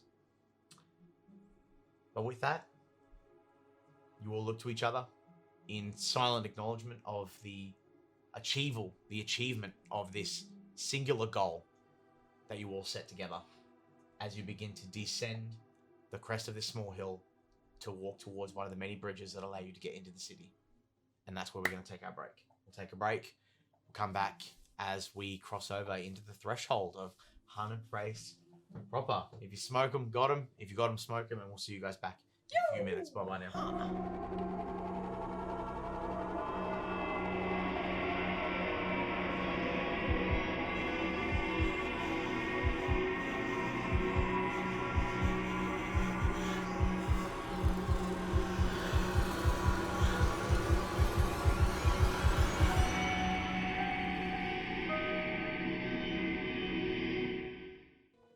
And welcome back. Now, before we went to our break, our party had finally made it to Hunnenfrests. The first joint goal that we all set for ourselves as we began to descend the hill to lead into the city proper. So, it's another couple of minutes before you guys finally get onto the freeway of getting into the city. It's a very long stone path that, as you guys realize, it looks like a cobblestone path that becomes a bridge. That music just stopped? No, there we go. So you see it's a very long path, like stone pathway. But then you realize it stops becoming a path and starts becoming like a bridge where as you guys cross, actually everyone make perception checks for me. As you are crossing this bridge, which itself is like an hour process to do. Either way, hard. She's too anxious to notice anything. 11. You're probably the only one to really notice this. When you look at the infrastructure below the bridge where the foundations of the city are built on, you see a mismatch of stone and brick and block where it seems there's been a lot of like haphazard blending together of old rocks and stones that have kind of built in what was the foundation of the city. But compared to the more uniform design of the top of the top city, like the main bit, it just looks very odd. It's like a weird, like, where it's like, oh, it looks like they've just gone on top of it. But it's something that catches your eye. But crossing the bridge into the city is a slow yet increasingly burdening process. The bridges leading into Hunnenfrace are stone, but are affixed by beams and chains. Every step you and your compatriots and your horse and cart takes slowly bounce and echo down the way as it travels along the stone. In a few more minutes, you are met at the stone archways that lead into the city proper. Stepping into the suburb of Wilkenholt into the early evening, you are met with the sound of hustle and bustle as people are either heading home for the evening, heading to get their drink on, or for the unlucky few, some are off to their district to begin their night shift. But here, our 5 party members have achieved their first goal they set for themselves. Get to Hunnenfrace, and you've done it. Now that we have reached this almost fabled city, what do you all wish to do? You said we're in Wilkenholt? We're in the neighborhood of Wilkenholt, yeah. Which for you probably wouldn't have any idea where that is. For Zeph and for Zero, you guys would know what that is. Do we know that name? Is it written in it? Like, do I see anything that would I know we're in Wilkenholt from any signage or anything? No. Not on the outside, no. Because that's the little place on the letter. Was that the place on the the letter from the thing? Yeah. Okay. I mean, you can ask somebody, but it's up to you. So, who wishes to do what? Zeph is going to turn to Zero.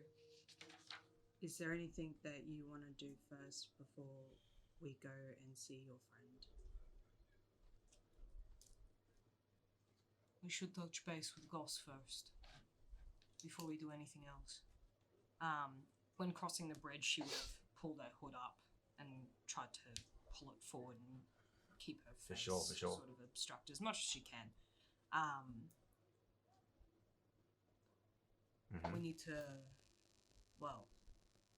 we need to get an update on the state of the city. There's a few things I need to ask him, just to make sure I know what we are all walking into. So I think it's a good idea we go there first. Okay. So what exactly is on our list of to-dos while we're in the city? I have a contact that we'll need to see before we come up with any game plans. I need to get a lay and an update on the state of the city, and then we will organize a priority list. Because if something has happened that is going to become a bit of a speed bump later on, we need to know about it beforehand. But rest assured, you will get to your law district. We just need to make sure that the law district is a smart place for us to go at the moment. I'll follow your lead, since this is well beyond anything I have ever experienced. As he's sort of just looking around in absolute awe of the amount of structure and people. He's never seen this many people.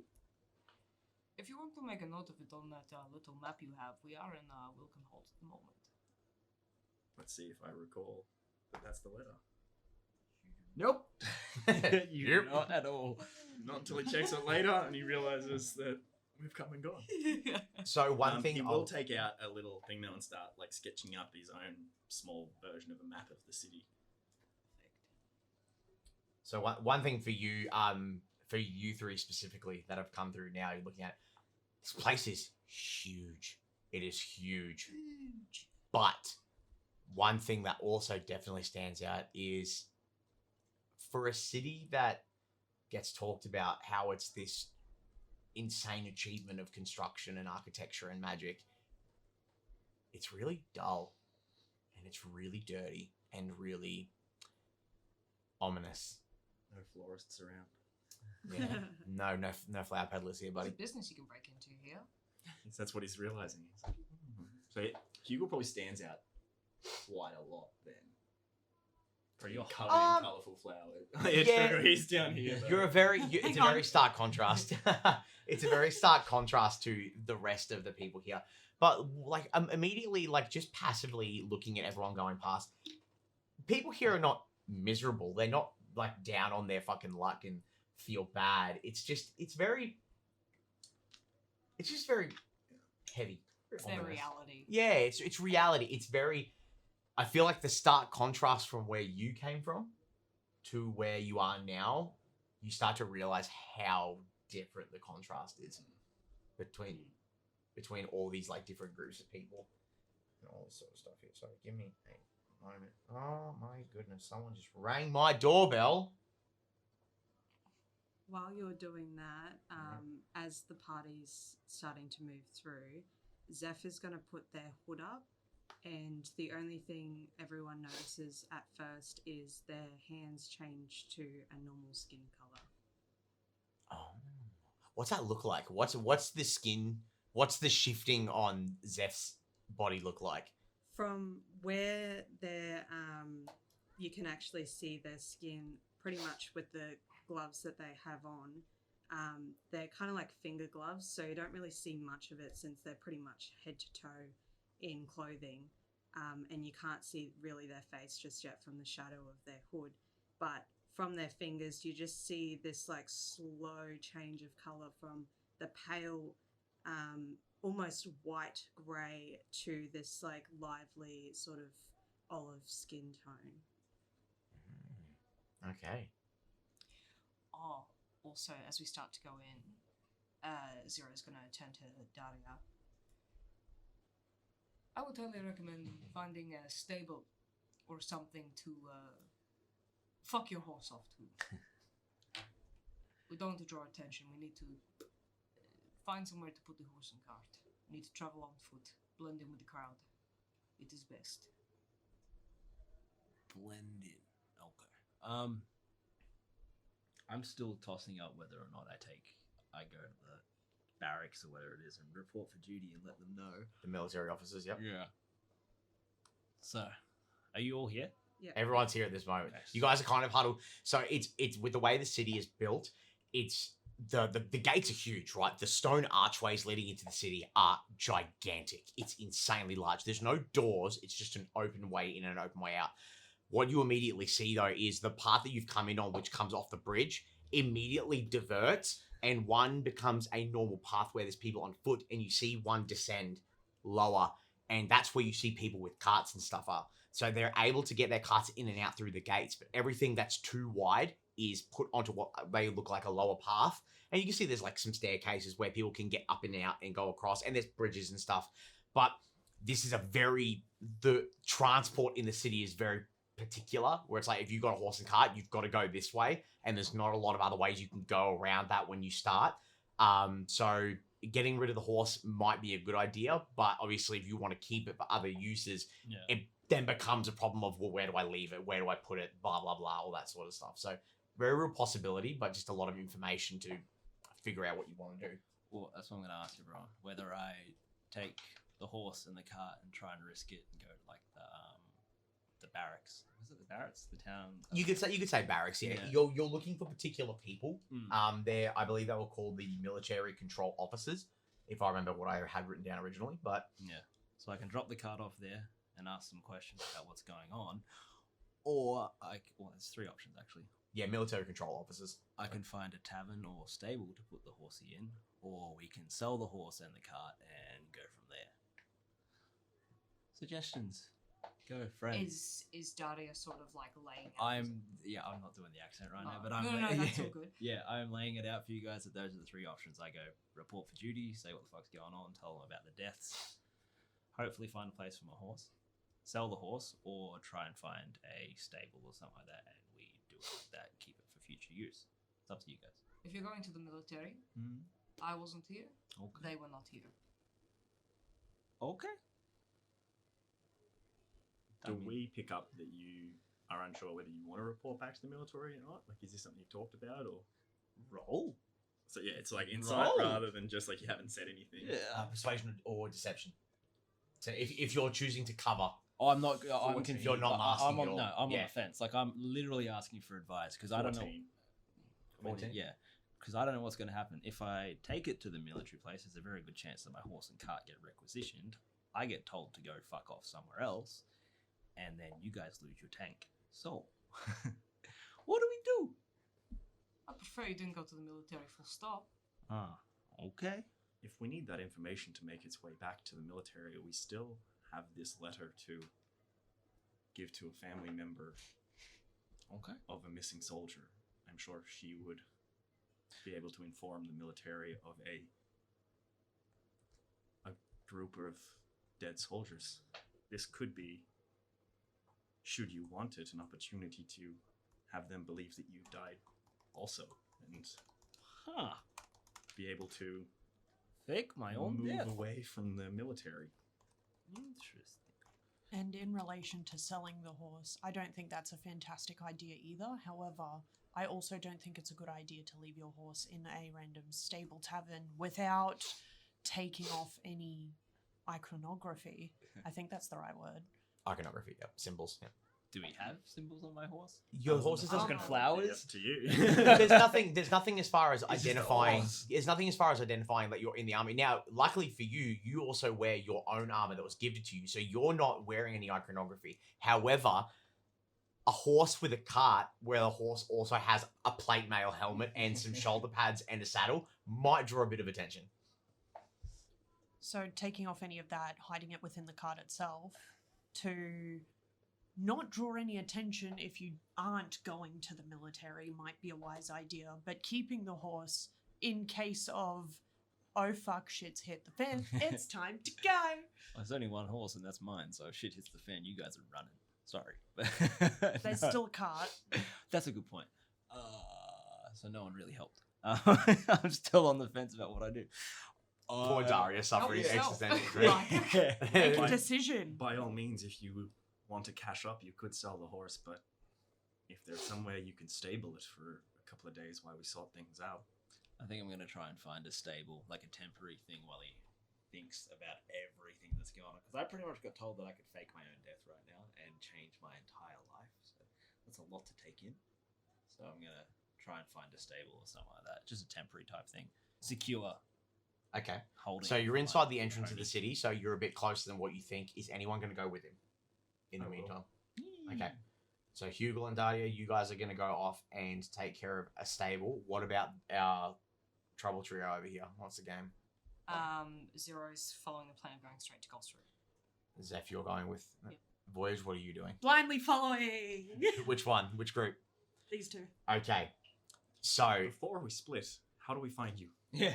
Do we meet I'll back find here? him. Meet back here at sundown? Zeph No. knows the city enough to give decent enough directions, correct? yes, both of you do. Yep. Have you seen a really tall guy and a I'm gonna midget? roll an intelligence check to see if I remember them. 6 plus 0, I believe.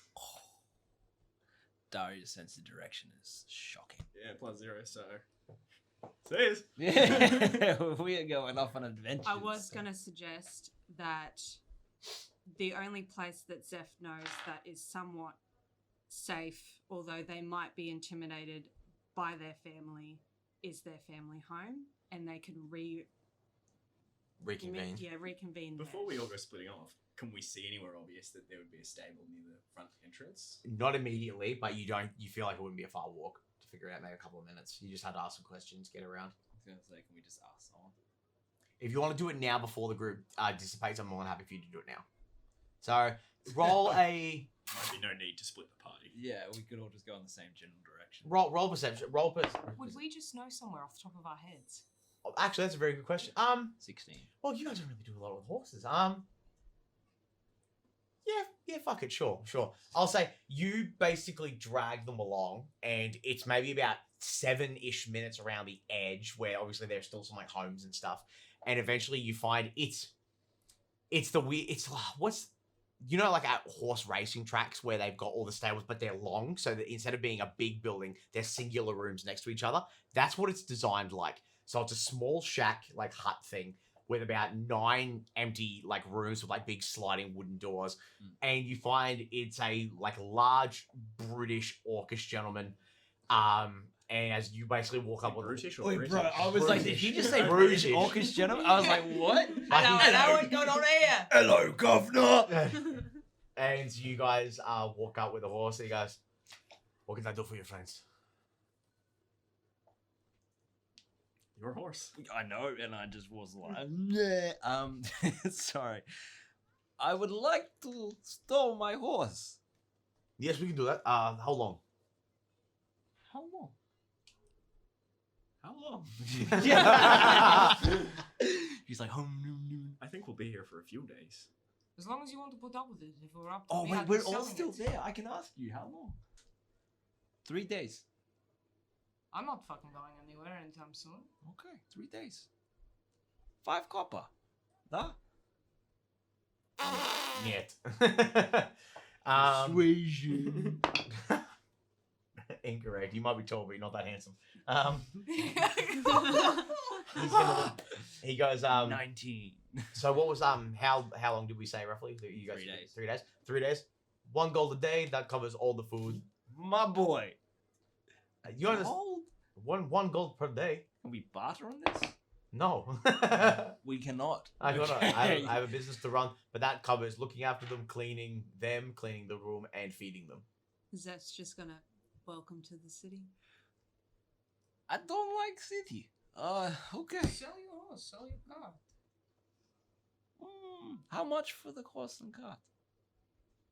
He gives me 15 gold. It's like, bruh. Let me quickly get something. Dario thinks about it for a second. He's like, I can't sell this horse. This horse has been with me through some shit. Never mind. Cart's probably worth nothing. Piece of crap we got from. Let me just quickly. Horses are worth a fortune, especially a war horse. He doesn't know that. I mean,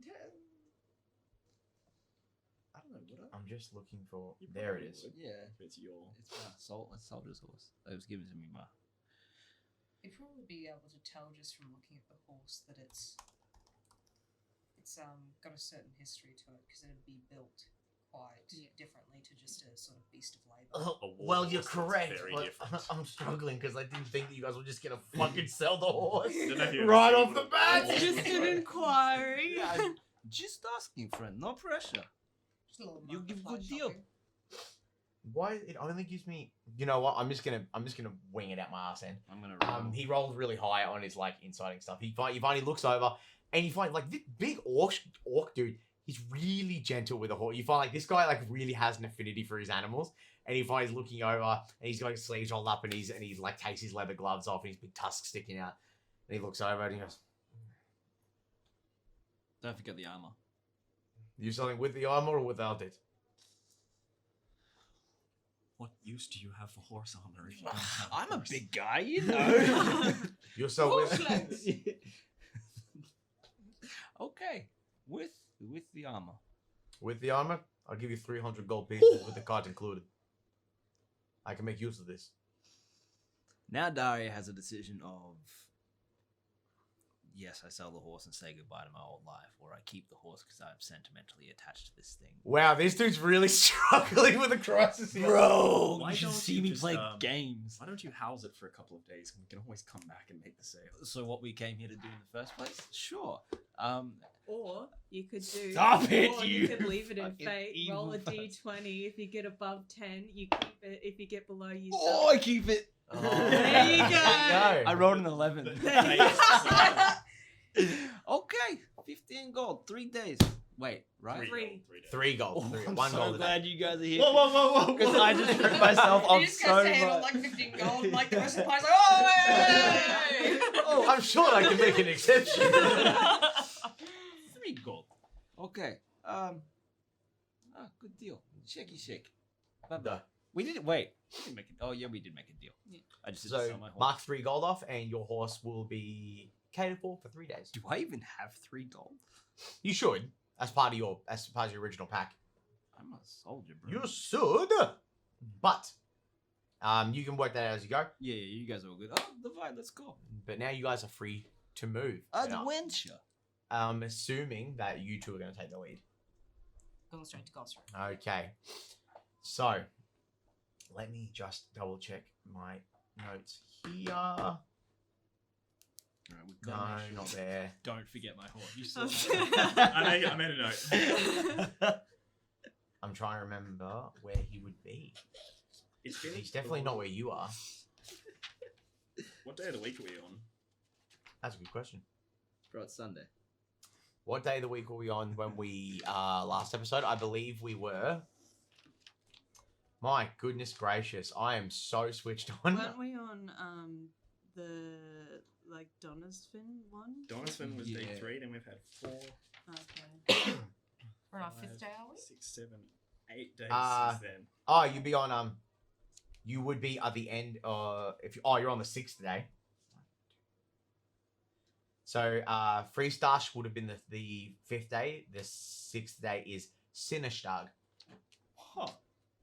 Question. SINNERSCHTAG. One more time? SI Yep. double N Yep. ERSCHTAG. Sinnerstag. I have a question. Yes. Where do I find my money? Oh no, that's it's in your inventory. If you go to inventory, it's in a little icon at the very top. They changed it. It's really odd. Whoa, I'm loaded. Holy shit, I'm rich. Fuck you, losers. Alrighty. So you guys begin to move, and I believe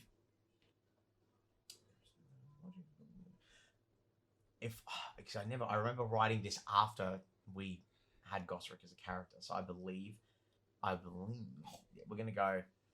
So you guys move into the southern district, the southern neighborhoods. It is well into the nighttime by the time you guys get there. It's about 2.5, 3 hours of walking to get there. This city is monstrous. That's it. The city, when you get in there, you realize how big it is.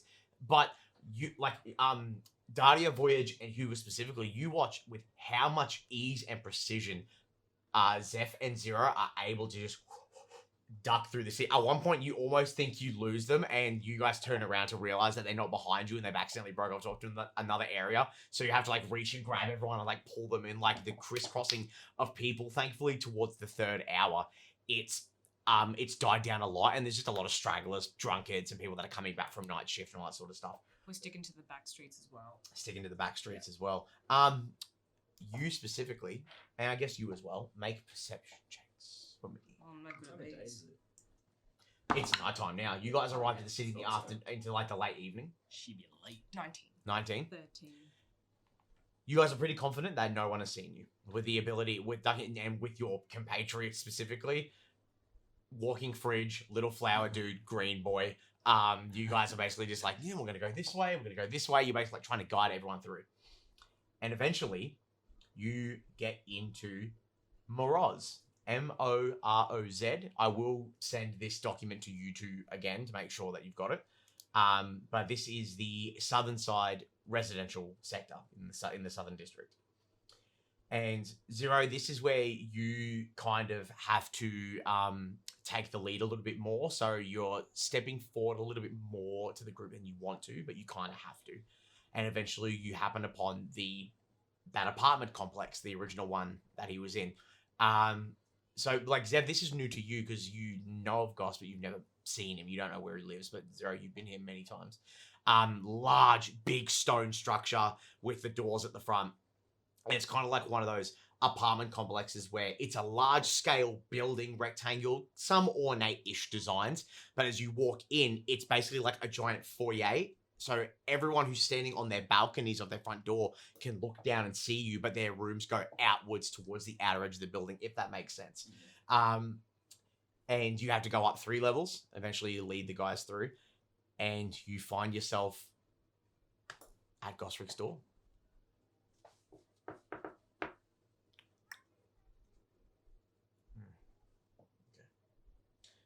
I'm just going to see if I've got anything.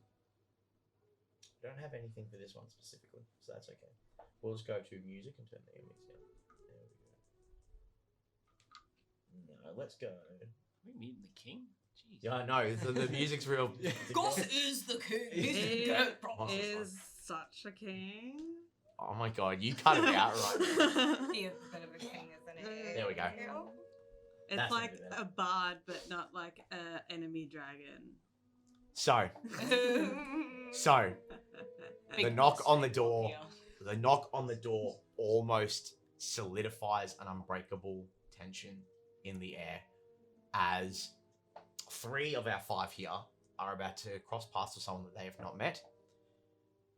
And after the knock on the door, even from the outside, you hear the echo of the steel banging, the bang on the steel door, which for everyone else besides you guys, you two, sorry, you notice that all the other doors are like nice wood and some polished oak and stuff. This thing is a fucking iron door, like a giant It's big. bolted steel door. And when you knock, you hear the kung kung kung echo out behind the door. And there is silence for but 2 minutes. And eventually there's stomping your feet.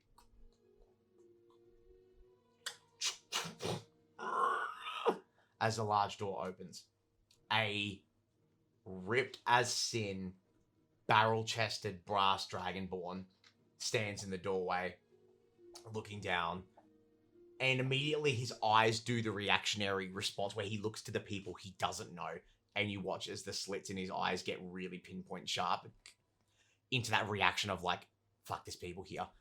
And then he sees you two, Zero and Zeph. Get in! And Zero just like scoops everyone up and pushes them all in. You guys get thrust through the door, and as quickly as he opened it to when he shuts it, and you find he slams it shut and latches all the latchings in.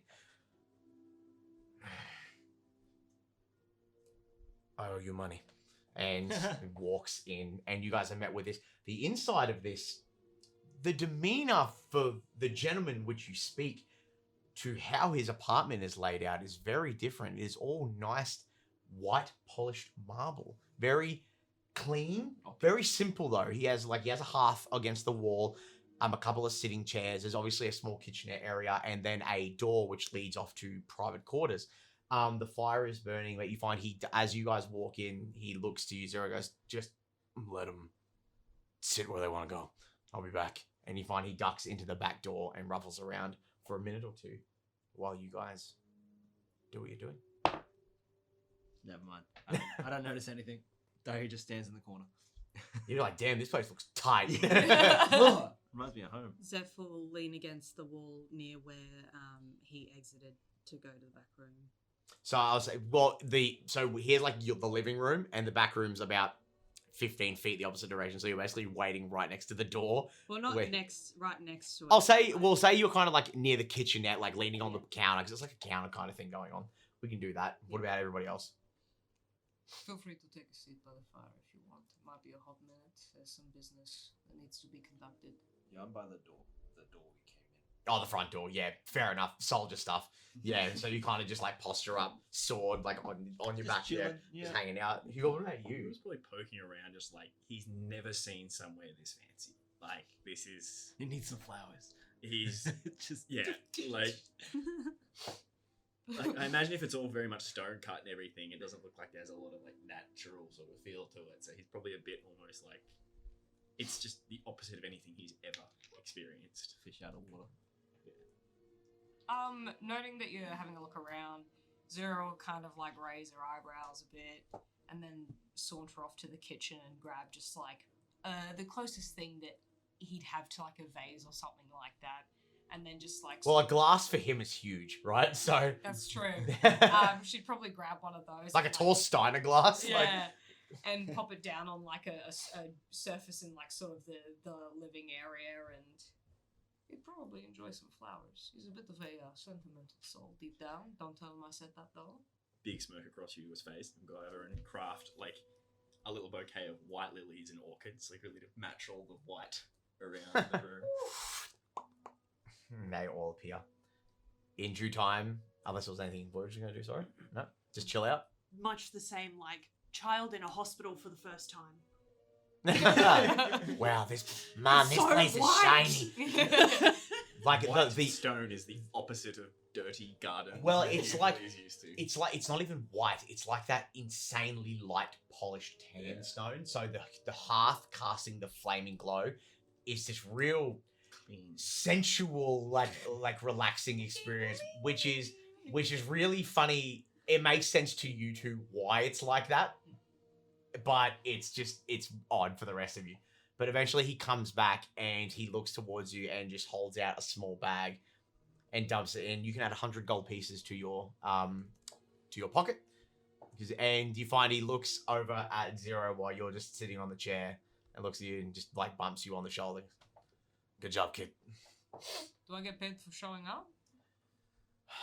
I'm actually amazed you did show up. Listen, I went kicking and screaming. It was a whole ordeal. I had to wrap a rope around my ankle. She practically dragged me here. Apologies, they did. Yeah, well, look, that mess that we started in Vortecan was not good. They had iron lawbearers running the streets for days. Shit.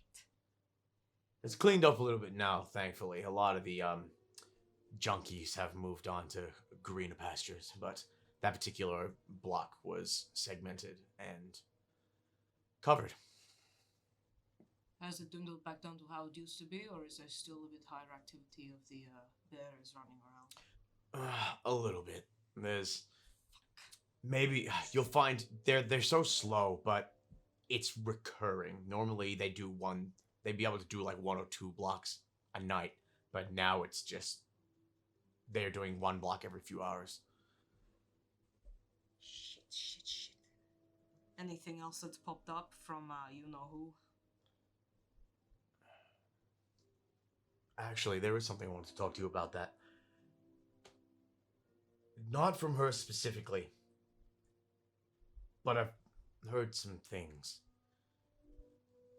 There apparently is I want to say a task force, a security detail. That chatter has been going around that they've been forcing their way into people's homes that are related to our organization and ripping them from their beds, searching. They've got warrants. They're breaking in, trying to see if they can find stuff. How the fuck are they getting warrants? They say they have them. I've not been there, and I don't ask. Those that do survive come back fucked up. Fuck. Okay, shit. Has They- anybody gone to the apartment? My apartment. They haven't touched anything there? I've made some passes to your apartment, and it doesn't seem so. Obviously, I can't get in. I don't have a key, but it doesn't look like anyone's tried to break their way in there. Okay. Anybody we know that's been, No one important. No. Okay, alright. But eventually... Look, maybe. Fuck. I don't know. It's only maybe 2 days after the first incident in the slums, and then maybe 2 days after that, there was another one. And that's about it. They kind of come and go. It's this weird transaction. I'm not kind of sure of what's happening. But there's a lot of kicking and screaming about that they're a special group that are designated. They're looking for particular people, but they're only hitting people on the lower end of the sect, so I don't know what it is. And Someone needs to be giving them names. Someone's being a rat in the sect. Look, maybe and you find he like flexes his arm out and he's only just starting to get some movement back. And he goes, I haven't been able to go to any healers. If I go to a healer with a big gaping wound on my back, they knew that I was going to be fucked up from one of those fucking drill buggies. So, yes? Do you want to be healed? Please. Please. I was waiting for one of you. And when he comes over, you find he's got like that shoulder cape that he had before, and he pulls it off because he's got like these leather strappings across his chest. He's unarmed. He doesn't have his axes or his knives or anything. But you find it's like starting to do like that sinewy tissue healing, but fuck me, did it look bad. It's healed a bit, but it's still bad from that night that you and him got into trouble. Zero actively sort of turns her head away. She feels a bit responsible for that and just sort of looks like shit, Goss. It fucking hurt like shit. Are you serious? Can I get If I roll a medicine check, can I check how many hit points he has? I would say with the fact that the tissue's already starting to heal over, a first level spot of one of your healing spells will I'm just definitely gonna put use together. Lay on hands with him, so I got the pool of health there. What's the pool for lay on hands? 25, up to 25. 15 will cover it. Damn, man. It's a but that's what I can't begin to describe in like language that's not going to get me ripped off the internet how badly this gash looks. Okay. It looks like he was shredded by a beast that had about 1,000 teeth. Well, It was insanely bad. But you watch as the sinews begin to seal over and the scales piece back together and reseal, and you find he properly like stands up now, and he's like 7.2 feet, and he's just fucking just muscular as, and he just goes, Oh, you're a big boy. Better? much. Thank you. You I want me appreciate to it. fight now? Oh, wait, what? No, if we get into a fight, you have to help. I will definitely take you up on that. First of all, there's two things I'm good at. It's fucking and fighting. Shit, hey, brata. But he shakes your hand, and it's like this big clawed hand. He goes, I like this kid. Where'd you find him? In the trash. She's like that to everyone she likes. Don't worry about it. Anyway, what's the game plan? What do you want? What do you want to do? Well, we've got a couple of errands we need to run our way here. As you can see, I have come with acquaintances. Kiko sort of just pops around the back. Hey, But how old is he? at least 5. How old are you? I'm 24. See, I was right. At least Excellent. 5. Now I'm not legally responsible. Anyway. We need to get to the law district for a couple of the people here. Mhm. How is it looking on the streets there? Is it being limited?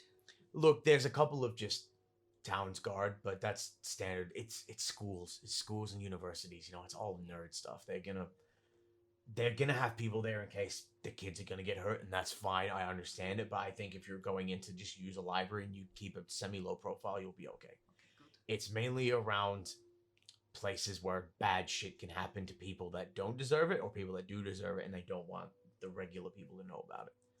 So going to the garden is fine. Your apartment's fine. That's good. Slums, don't do it unless you have to. Everything else, you should be okay. Just keep your hoods up and you'll be fine. Your family. What section are they in? No, good one, eh? I do believe, I can't remember if I did send it to you, but I do have it in the thing. I'll just quickly pull it up for you because that's not that one. There you are.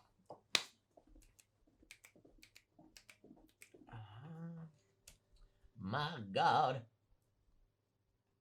Your family lives in Gorizont, so which is in the eastern suburbs. Believe it or not, also in the same suburb as the law sector, Rezum, where everyone wants to go. All right. Well, I suppose unless you have any immediate business you'd like to get to, you're going to go to the military? He's a fucking military!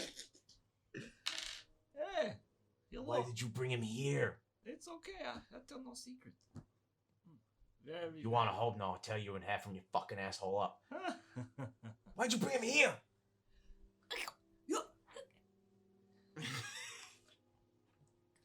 You should know better. I know!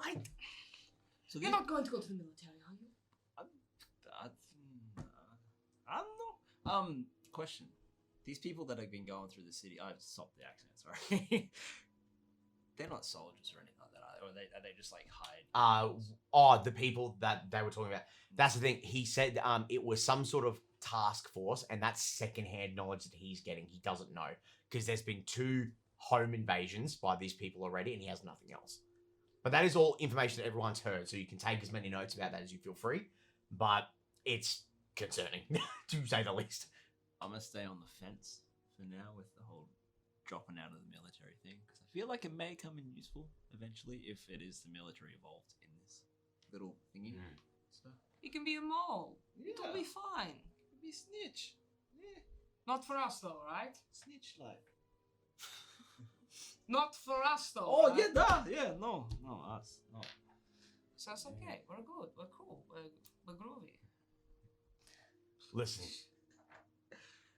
Listen, if you can slip information out without getting yourself in trouble, I know some people that would pay you handsomely to feed some information into the underground. And hell, you might be able to get yourself looked after if you play your cards right.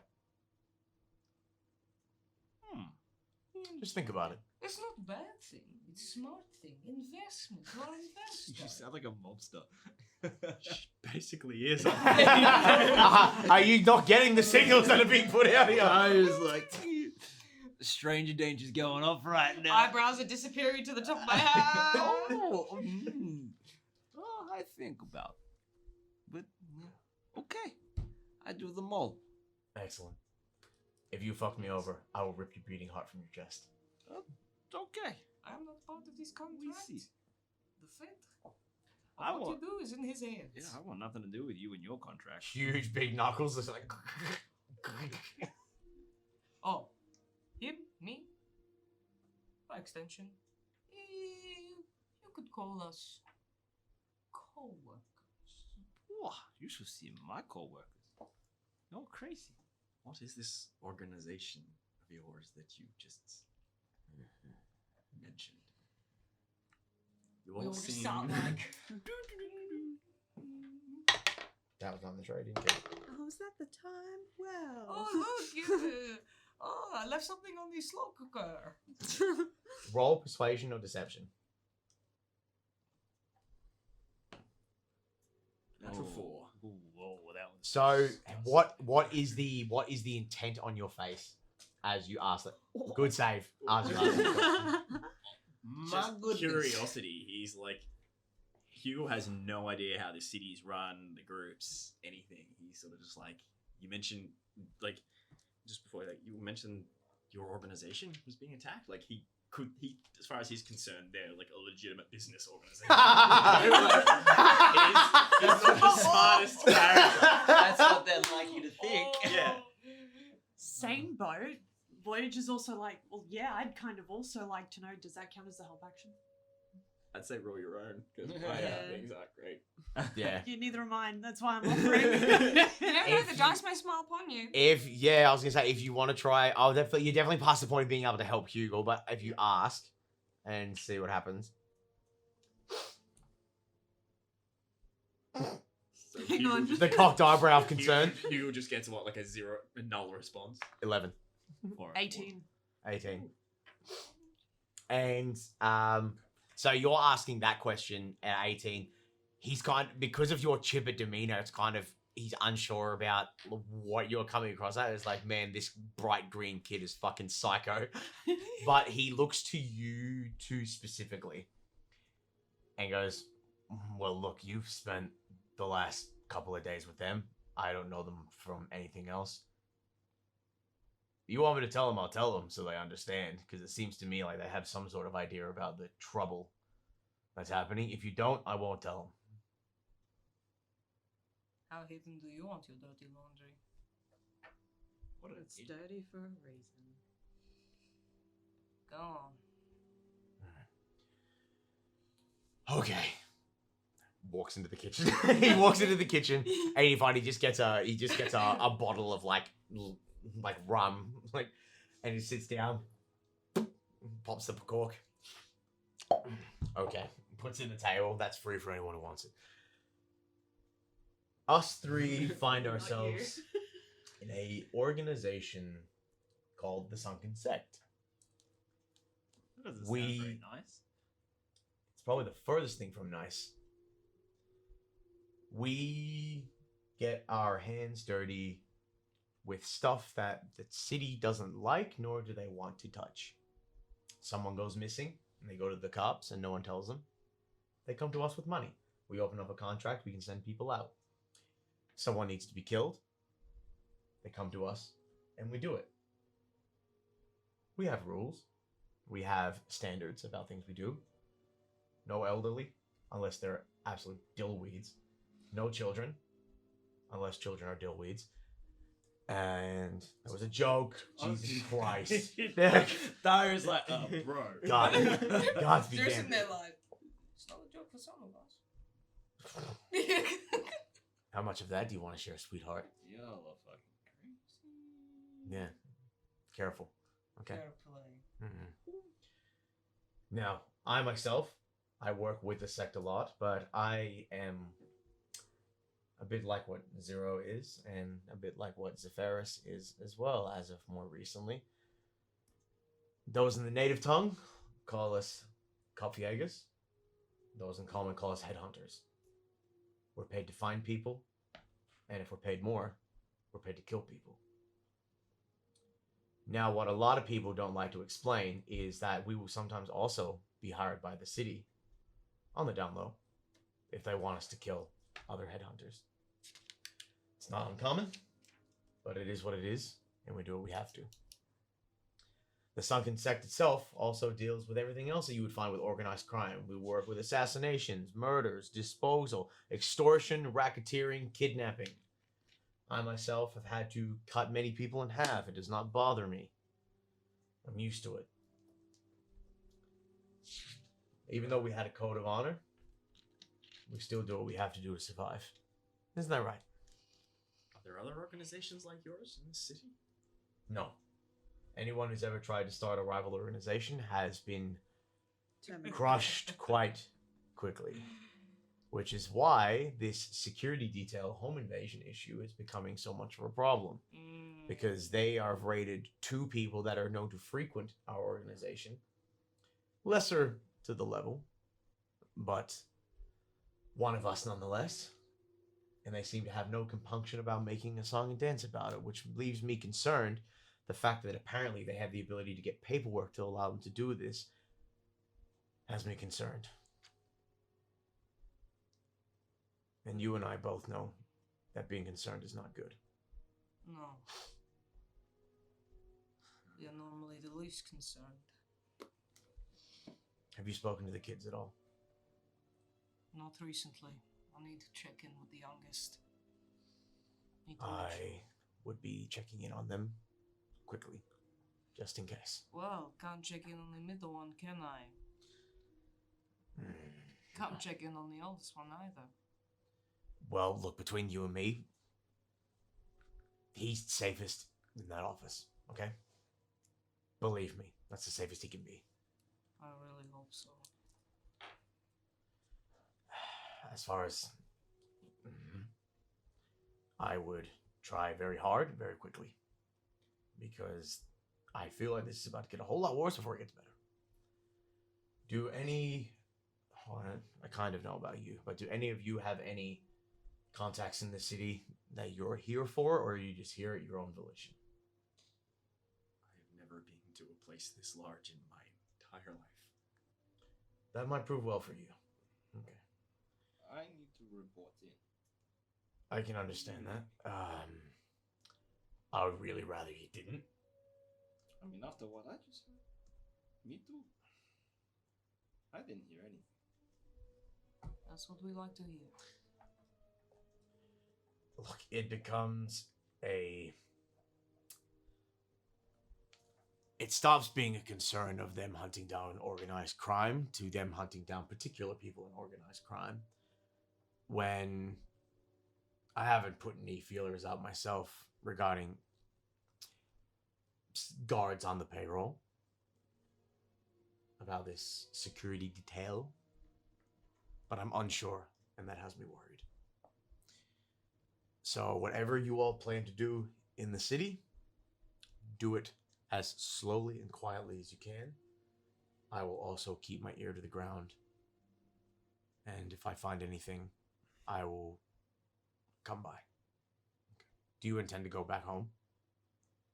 I will have to stop in. I don't think staying in an inn is probably going to be a good idea. If you have some other cover story, I know your apartment is quite big. It might be better for you all to hide out there. That's just my opinion. Are people looking for her though? You wouldn't know that. You trust him? With my life. Do you know... A bit of fire comes out. Is there any description of these groups tracking people? Because I think our lady here has a Oh, tale. yeah, you're gonna love this ghost. Oh, Oh, glass eye. Do you know any ugly cunt with a fucking glass eye? Who I has love that word, and I have guns? no compunction about using it in this show. He's an elf, specifically. Has firearms too. I'm glad we got on this. I wasn't sure if I should bring it up or not. Well, you know I've tried to. What's the gunsmith? Sing beer. That's right. I've tried to wrangle some information about our other lovely lady before, and he wouldn't budge. And I kind of don't want to put a bullet in the head of the person who makes my bullets. So I know asking him, given that he's the only one who distributes those kind of weapons that I know of at least. Do you know anybody by the name, if this rings a bell, of Isha and Alabane?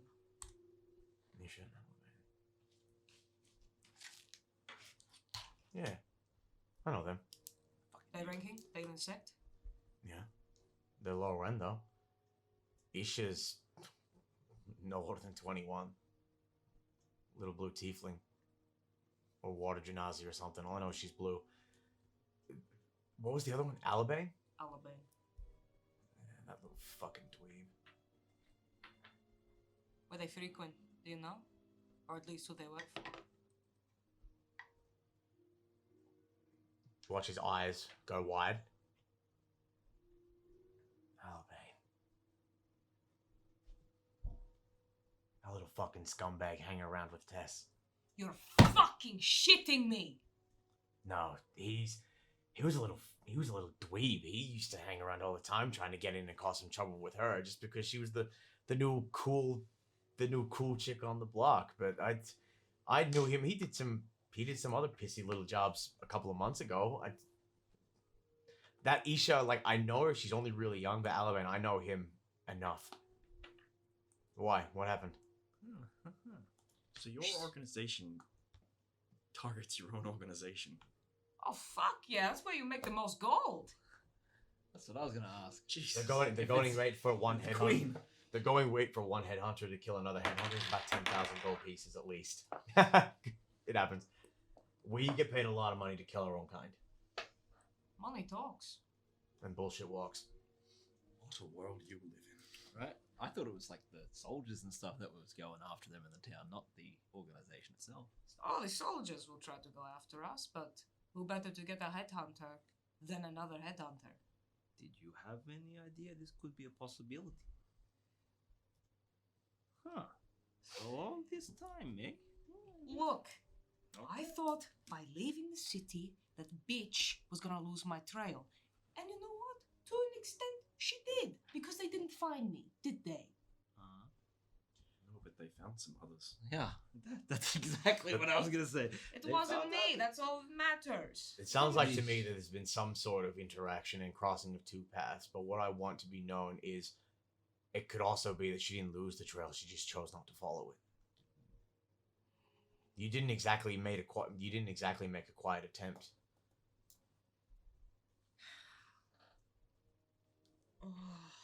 Iacus was a good kid, and he was loud. Maybe there was more into it than that. I don't know. I don't mean to say his name. I didn't want to bring it up, but there's a multitude of factors that you need to think about here. Who's that?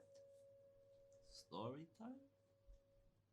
Not You'll find out about that when she's ready. Okay, I know. I don't think the other two would have had anything to do with it, but... What do you want from me, Z? I'm trying here. I need to find his body. I need to know where that fucking bitch put it. 'Cause you...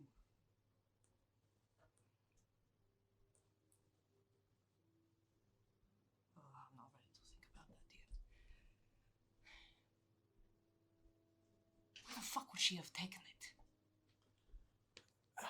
What Look, use does she have for it? I don't know. maybe, I'm not the only one with my skills. maybe to keep Talk to the dead. you at arm's length. I don't know, to try and coax you into not trying anything should she damage it or hurt it. Maybe she's just destroyed it to clean up the trail. Do you know how many bodies that I've had to chop up and drop into a fucking sewer in the street? More than any time I think any of you have eaten a home-cooked meal. Okay? Disposing of a body, there's more than one way. You take it into the fucking forest. You let owlbears eat I it. don't want to talk about it anymore. It's my son. And I don't give a fuck how he was struck down. I want his fucking body. I don't want to know what might have been done to it. I want my fucking son's body. You want it back? You gotta go out and start looking for it. You want to look for it? That means you have no cover. So these are some very viable decisions that you need to think about before you step out of this door. Or get back to your own house, settle down into your own comfort, set up this lot, and maybe rest on it, and just figure it out. Fine. Just at least tell me where I should start looking. If you have even the faintest of ideas. You've done disposals a lot more than what I have. If somebody wants a body really gotten rid of or at an arm's length, where do you normally take them? Especially for people of her caliber. My first instinct would be go talk to the cleaners. You know the cleaners. The cleaners are people that specialize in body disposal. Magical, physical, or otherwise. I like to think I knew her well enough to think that she wouldn't do it herself. Of course she fucking But she also wouldn't entrust it to somebody else in case they get it wrong. So if she was going to dispose of the kid, she'd give it to one of them. And I think maybe they wouldn't have a compunction about hiding. They don't care about who kills who and who dies. They just care about getting rid of it. So you talk to them, you might be fine. I don't know. I usually do my own dirty work, but... Otherwise, if you don't do that, you're going to want to go to the sewers. The Undercity. And that's a maze all its own. Okay. Alright. I need to think about it. We'll do the other things first. I recommend that you probably get to the garden, get the kids to bed, and just sleep on it. Please, for me.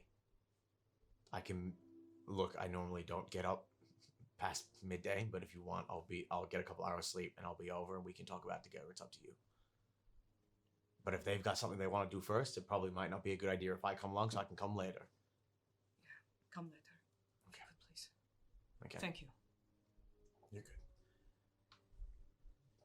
good. Puts the cork back in the bottle and stands up. Well, under the circumstances, it was lovely to meet all of you.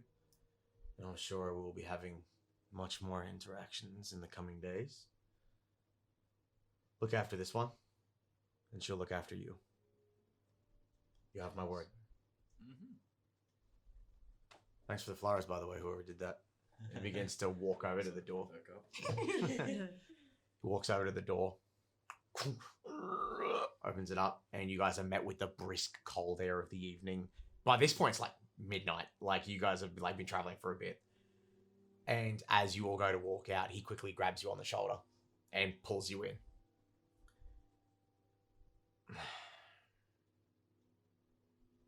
I'm not gonna lie to you, Z, it's fucked.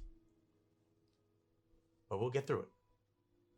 We always have, and we always will. As far as no honor among thieves, they didn't say there's no honor among friends. And like puts his arm out and does like the clasp. Get over. I'll see you tomorrow. See you tomorrow. Door shuts, all the latches go. And you guys are out on the like the foyer overhang of the building. And unless there was anything immediately people wanted to talk about, I would safely assume it's probably a Meditation time. straight beeline. You would probably want to see your family, wouldn't you? As soon as I can, yes. Alright. It is midnight. Do you want me to take the others to my apartment? At least then they won't be bunkered in with your family and you won't need to worry about any trails being followed. And I can just stow them away. I don't live with anyone else. Yeah. If We you want can- to see your family. I'd appreciate that. Will you stay there overnight or? I'll see how I fare. I know where the garden is. Alright. She'll pull out her journal and just sort of like scribble down the address and rip it out and hand it to you. First thing you realize is that Zero's apartment is on a mid-level in one of the spires in the garden, which is the place that your dad constantly talks shit about. You're just kind of You hear that vague memory is like, everyone that lives in the garden's a fucking loser. just Huh. if I'm not back within a few hours, I'll be there by morning. Alright. Stay safe. Always. Making notes this time. Alrighty. So what we'll do first is we'll follow you guys go into the garden. So as you guys move into the heart of the city, you're already going to the center of the city.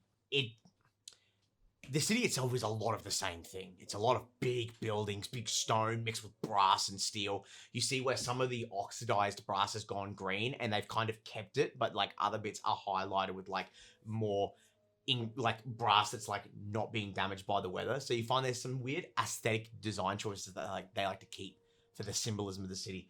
But you guys move towards the center, and the one thing you notice before you finally get into what Zero refers to as the garden is this giant stone wall. It's like the walls of like Attack on Titan. There's walls I within was walls. just about to say that. Maybe about 10 feet high with some like wrought iron spikes along the edge, like intricately designed. Like if you fell on one, you'd fucking know about it. But they're gated, and you find immediately that there's two, I say guards, but they're not standard town guards. They're a bit finer dressed, wearing like those military style coats with like hats and like big sabers to their hip. They got their hands behind their back and they're kind of like whispering to each other. And they take notice of you guys coming towards the gate. And one of them is like one's like a younger human male, and one of them is like an older, gruff elven male. Like he's actually got like a beard, like facial hair, but the pointy ears stick out. One top of his ear's missing, and he's got a couple of scratches on his face. And he goes, "Halt! What can I do for you?" Going to my residence, some annual business. Oh, takes his hat off, and you find there's like he's got hair, but there's like scrapes where the skin's sealed over, and there's no hair anymore. And you this guard knows. He goes, "No, forgive me, my lady. I've not seen you for a moment. You've been on holiday. I was wondering when you were going to come back." Little vacation. You know me, I love the beach. Well, as long as you didn't go to the drop, my lady. I appreciate it. Oh, back to your place, fuck knuckle. And he stands back on the thing, and he opens the gate, and you're able to freely walk in. Seeing armed guards in a district is quite peculiar for those more inclined of a cityscape. But you guys move into, where is it here? Zoloto, which is aka the garden, Zoloto, if anyone wants to write it down in their notes. But they call it the garden because out of the rest of the darkness and the dank wet of the city, this place is shiny. It is nice. It's kept a little bit cleaner around here. You notice where there's like older couples in like fine coats and furs and stuff. They're walking into the apartment buildings, all this sort of jazz. You see little tiny like clockwork automatons, like little dude, like a cylinder with like a little domey bit happening, and he's like and like finds like a bit of garbage, and his wrist snips back and a little stick comes out and jabs it, and he points it, and his head opens up and it drops it into his head. And he's probably no bigger than that tall. He's a walking trash can. And like, "Oh, my Dobby!"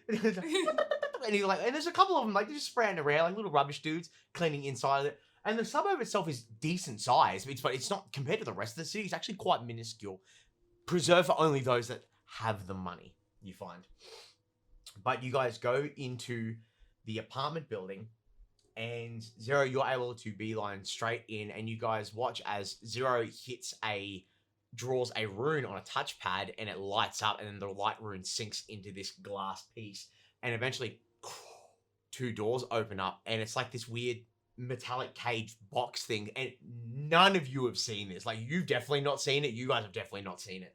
And you wander in, and it's this peculiar thing. I was like, what's going on here? And then Zero, you touch the black onyx pad again, write a rune, and then it slowly begins to lift, and you guys feel the gravitational force. And you realize, just passively, like looking up, you see the externals of this box that's lifting, and there's glowing bright blue and electric blue stones lining along the edges. And it's seemingly magically linked to elevate and lift into this building. And the concept of like weighted elevators exists. It's how they extract stones out of mining rigs. They use stones to help counterbalance the thing. But this seems to have streamlined the process, something peculiar. And eventually comes to a complete perfect stop. Doors open, and you lead them down the hallway to your apartment, and you find from a back pouch, Zero jingles her keys. And unless there's anything you want to prep them for before you enter.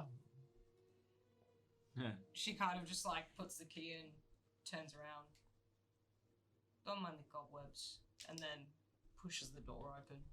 Do you want to describe for the party what we see in Zero's apartment? So Mid-level on this giant skyscraper in the rich folk part of town. Indeed. So it's in terms of like the structure itself, it's quite lavish. It's dark walls, dark wood. There's a big floor to ceiling window that sort of scales the whole back wall, where you would imagine that she uses it to sort of scope the streets out. But whilst there is a lot of room in there, and what once may have looked like quite a well-to-do lavish home, looks a bit barren. It looks like a lot of space for just one person. There's like a nice kitchen that sort of has dust on the surface. There's not really sort of any food or any utensils kept there. There's a bit of a hall that has some other doors down there that could possibly be other rooms, but all that's in the main sort of what you assume might have been a living area is just a big double bed that sits in the middle of it. It's sideways, so she can see the front door and she can see the window. There's a desk that's covered in paper that sits against the wall that's also covered in paper, and there's files and everything everywhere. It just looks like a big workaholic space that is organized chaos. And then there's another workbench that has bits and pieces that look like sort of within the same realm as her gun, and the smell of gunpowder is Rampant. very apparent in the apartment. But there's also lots of overgrown plants that hang from the ceiling as well. That I would imagine they've actually gone a bit wild in her absence. Definitely in the last couple of days, you see where they're slowly starting to creep into the rafters. Yeah. And they're like growing along the roof. Yes. And there's a few in the rafters. There's a couple of like slats of wood that, depending on their sort of where they are, like you notice that there might be some like above the kitchen where the bench is, so it's like something that Like in just a above the pinch- range hood. Yeah. in a pinch she'd like jump up on the counter, then jump up on that. So she definitely makes use of the fact that if someone came in uninvited and she wanted to get the jump on them, she certainly set herself up to be able to do that quickly and quietly. But other than that, it is quite empty. How high up is it? Like floors wise? Like You're probably about 50 floors up. So the view looking over the city is something we would have never. Yeah, You have never been this high in your life. runs up to the window and is just staring out over the city because the scope of the city was seen big from the ground floor, but looking out over it would just be immense to him. In the middle of the garden, the district that you guys are in, the city seems endless. Dario walks up to him. This is what it's like to be tall.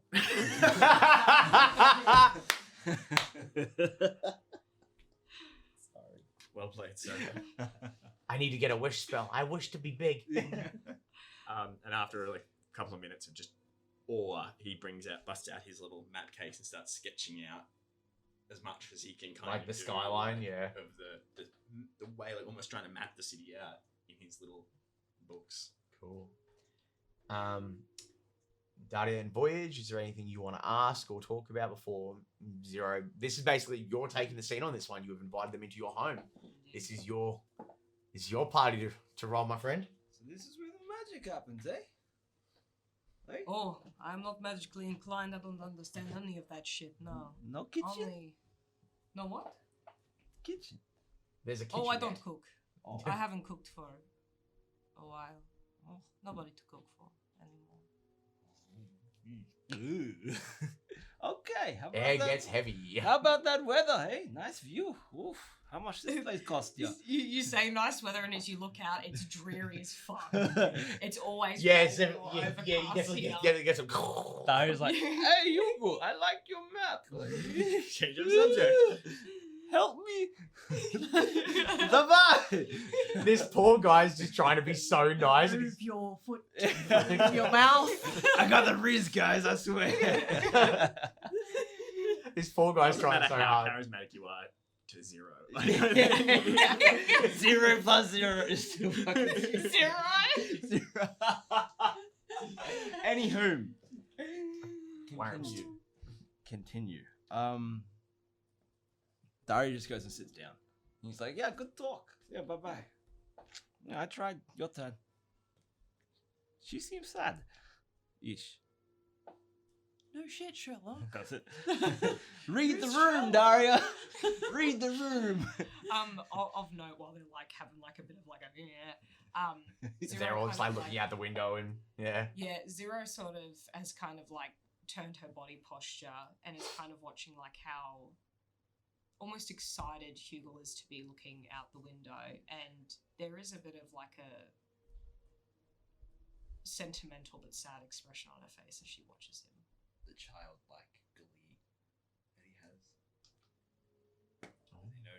Does he notice? 17, I'd say I know. He notices. Especially if you're not trying to hear it. If you want to roll persuasion or deception. No, she's very much just done it very absent-mindedly, so yeah. You notice. Hugo, when he gets an opportunity, is going to try and talk to you privately. I don't know what everyone else is doing. Well, they're kind of chatting amongst themselves, so you can take this time now if you want to. Hugo will sort of walk up, You guys are due to sleep very soon, so. sort of Yeah, takes we're you by the right. hand. You lost a child.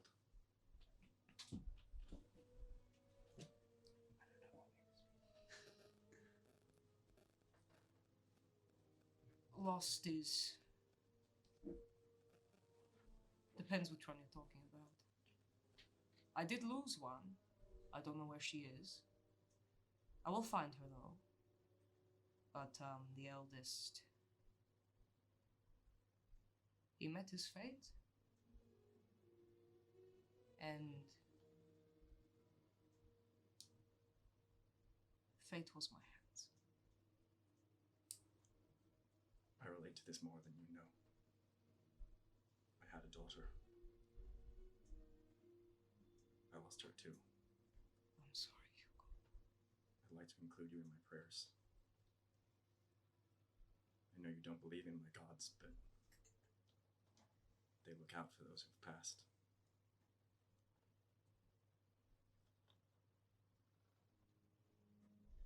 He probably would need it more than anyone. So And you will craft a small black and purple flower and put it in your hand to sort of nod to you. thank you. I will do whatever I can to help you locate his body and put it to rest properly. Thank you.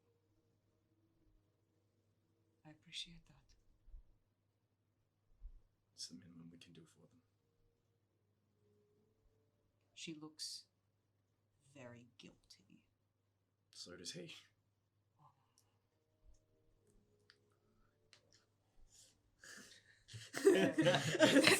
Literally, like everyone's just like.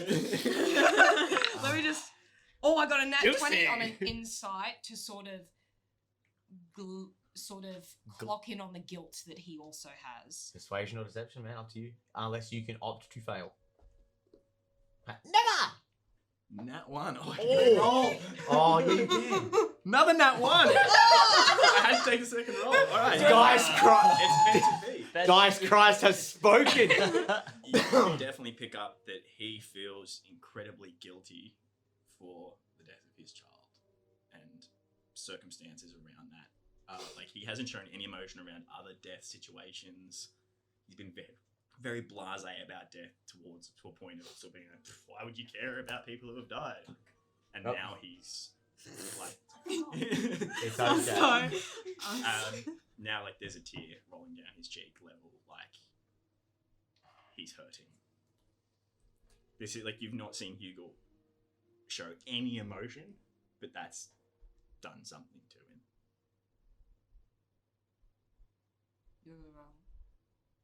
Your daughter, how old was she? She never made it to 1.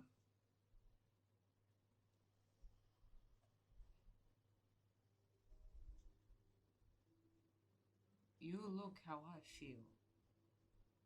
And straight away he rubs the tear away. Well, I think it's time to call it a night. And gets very uncomfortable. Of course. Well, I don't need a bed. I'm sorry, it is going to smell like gunpowder. Everything in this house smells like gunpowder. After the first hour, it kind of just fills your nostrils and the smell becomes... We can do something about that. And he pulls out some incense from a little like religious bag that he's got and lights. And before he goes to light, he's like, where is a safe place to light this? Considering there's gunpowder everywhere. Just don't let any of the ash fall on the floor or any flat surface. Actually, and she kind of, Maybe like... I don't like this. She'll just like run her finger along like, the edge of the bed frame. Oh, yeah, no, there's good. The ash can fall there. That's fine. So, yeah, okay. Very carefully sort of sweeping some gunpowder away, sets up a little incense at the end of the bed with a couple of the small flowers similar to what he made for you before, and does his prayers and finds a place to sleep. How about the sleeping arrangements for our other two here? What was the game plan for them? Does Voyage have any questions regarding the apartment or anything like that? Or I did have one initially, but then I was reminded how late it actually is. So not particularly at this time. okay. Well, I mean, you've already been a bit of a bunk buddy, and I also don't mind if the dog sleeps in the bed also. It is quite a large bed. There'd be room for the three of you, and I'm assuming that you will just... Meditate by the fireplace. That is the one. Thank God. Let's dog out again, because on the way into the city. What a, yeah. Yep. He gets out, and this little heathen goes into a fucking sprint around this apartment. Yeah, he's got the fucking zoomies. You find he does make a beeline for the window and just goes and just hits the window like. Zero's like, this is a long way down, friend. Maybe don't do that again. She's boss. You can get on the bed if you want. He sneaks out and beelines for the bed, and he's like, yes! And like, dives in, and He probably does one of those. yeah, he does like his own tail counterbalances. So it was just like, ah! But Just a death roll and you see Hugo like, ah, ah, ah. the blanket gets turned into a full burrito. It's a whole thing. But our group herein, you guys are able to settle in for a well-earned night's rest. We will cut over to Zeph as you beeline back to Gorizon to go to your family's house. Now, it is quite late. By the time you actually get there, it's probably about 12:30, 12:45. It's a decent hike, but you get there in time and you see that this nice, quaint little shack with that weird off-kilter tower kind of attachment that your dad built for you to give you a new room so you were away from the kids. The weird jutting architecture of this it's not just a house, it's a home, as cliche as it sounds. This beautiful, just the feeling, the warmth you get from just seeing it outweighs anything that you felt over the last few days. But your home is there, and we'll say for the context of time, you arrive at the door. You can choose to do what you want from here. You tell me how you want this to go, and I'll go from there. I'm guessing there's no lights on whatsoever. No, there's not. I'm gonna do the normal routine that Zeph always does when they come home late from a job, and they're gonna climb and get into their window instead of using the front door. Make a dexterity. Let me have a look here. No, we'll go. Yeah, acrobatics for dex because that just makes more sense to me. 3, 6. That's a 9. I'm not gonna say that you can't do it. You definitely do it, but you find as you so basically what you do is you climb up the door frame and you look, and there's a jutting beam that comes out, which is where you would jump to, and you would shimmy your way across, and you pull yourself up to the window. As you jump and grab the beam, there's like the creaking of the wood, and you're just like, oh, fuck. And then eventually you hear the muffled, like in the house, go, oh.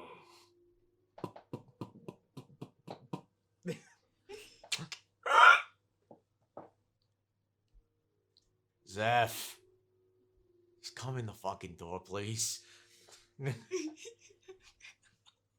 Sorry, Dad. Zeph jumps down and looks at their dad and kind of pats him on the shoulder and is like, well, I'm home. For those here in Collected that don't have an opportunity to see, because we don't know how often they'll cross paths, Dulma is a short and strong dwarven male, big, red, bushy beard, hair tied back in like a knot ponytail thing, but like tightly more so because of the fact that he's obviously asleep. Wearing like just his night things, like a shirt and just some trousers. Eyes like this because he's so tired and he wants to try and retain as much sleep as possible. Trying to stay tired, yeah. Yes. And you find as you walk in, he goes, come here. And he gives you a kiss on the cheek. Jesus Christ, you've gone for fucking ages. And he shuts the door. Yeah, the Falcon Islands. Yeah. I've seen that video. Yeah, yo, Professor, what Falcon Islands are you talking about? So, yes, that is the accent that all dwarves have in my world. Fuck the lot of you. Bing bong. But Big buck. Sorry. But you find he walks up as you guys begin to walk up the stairs. He goes, "Oh, so how was your trip with that scaly dude? You know, hope he paid you well." Very well, he did. We're gonna have a pretty decent dinner for the next few weeks. Hey, I'm sure your mom will like that. You're not gonna be going out doing any more deliveries soon, are you? Because the kids got really restless while you weren't here. I can't say that I won't be. It just depends entirely on the people that I met along the way.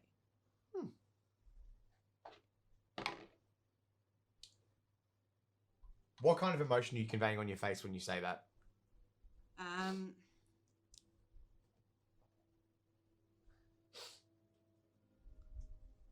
not an English major. Bear with me. I wouldn't necessarily it wouldn't be confusion. It's more so unknowing. Like one of these ones, yeah, it's like it just. I don't understand. Yeah, it's like it really depends on what they want to do and whether or not Zeph will actually do it, because it entirely depends on if it's worth it or not. Yeah, fair enough. Yeah. And you find he sees it and he smiles. Like, you see his beard's so thick that you only see the mustache move. That's how you know he's smiling. He's like, and he looks and he goes, well,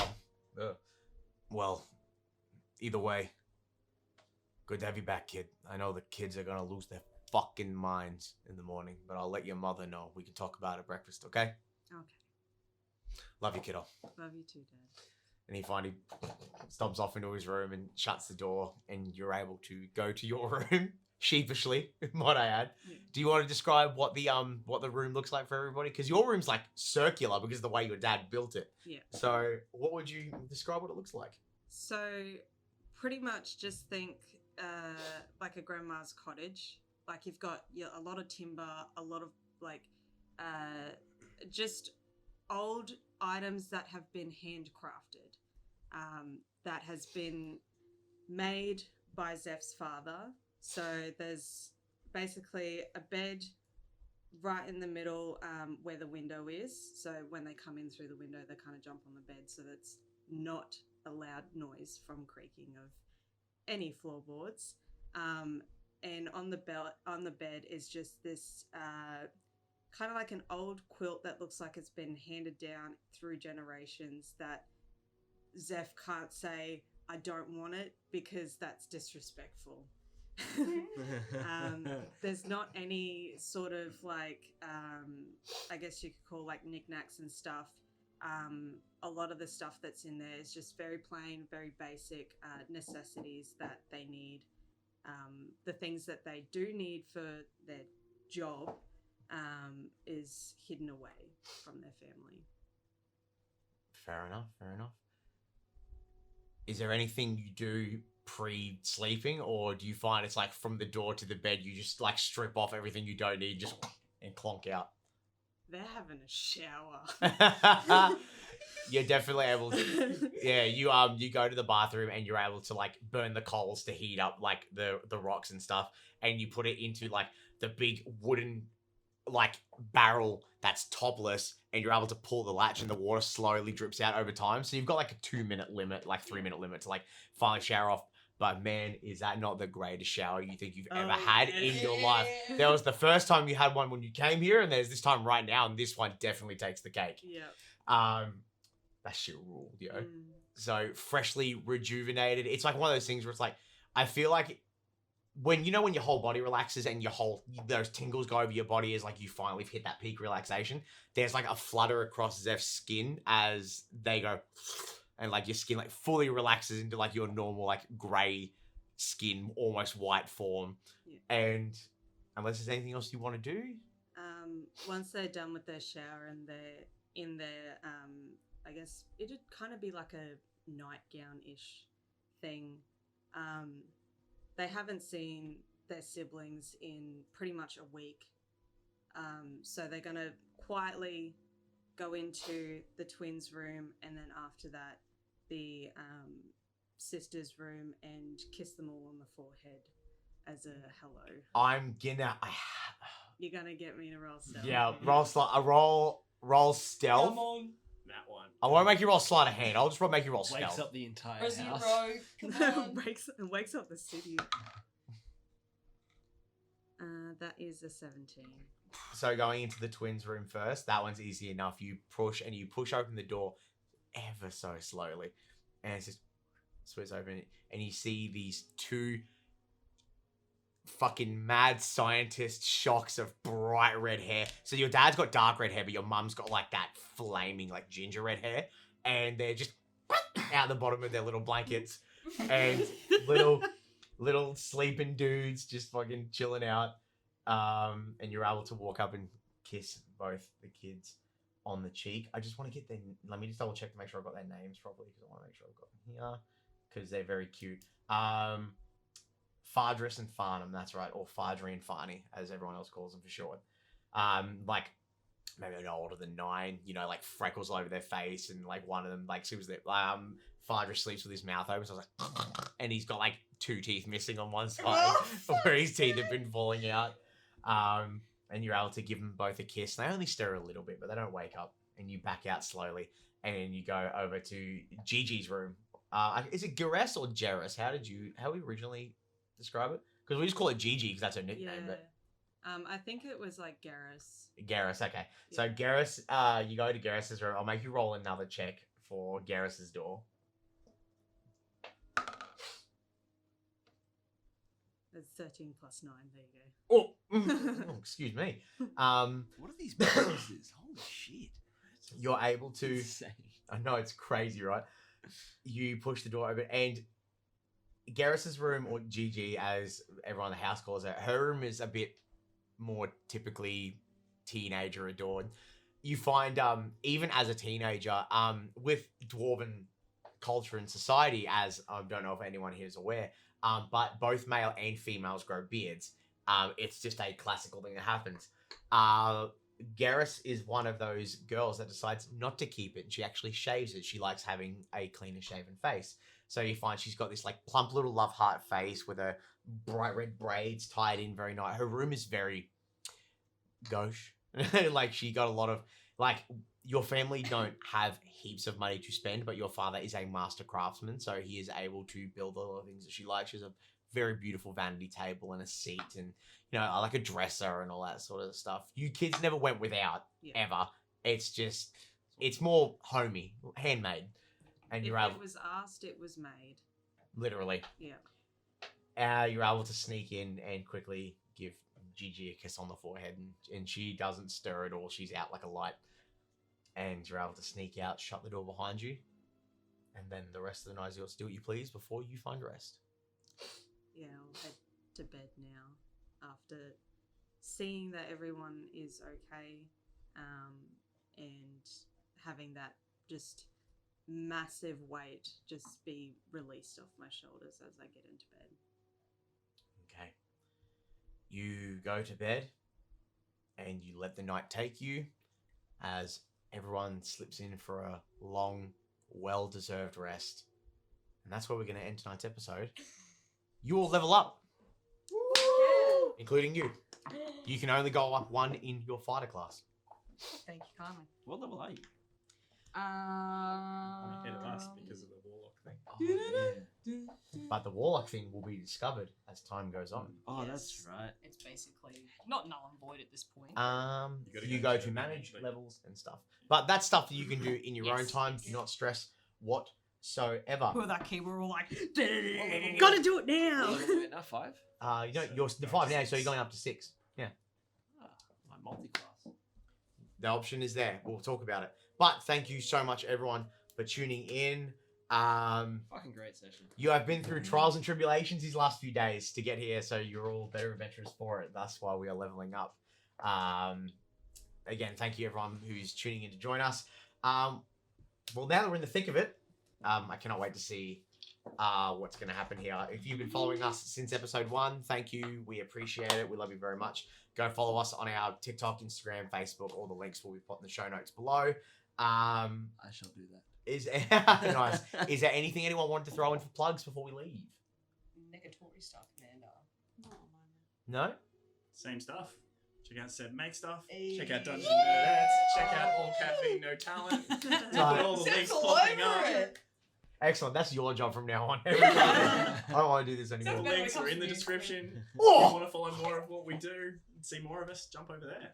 Excellent. Love that But- carry As always, thank you for being here. We love you all very much. And we will have fun, stay safe, and we'll see you in the next episode of Tomes and Tales RPG.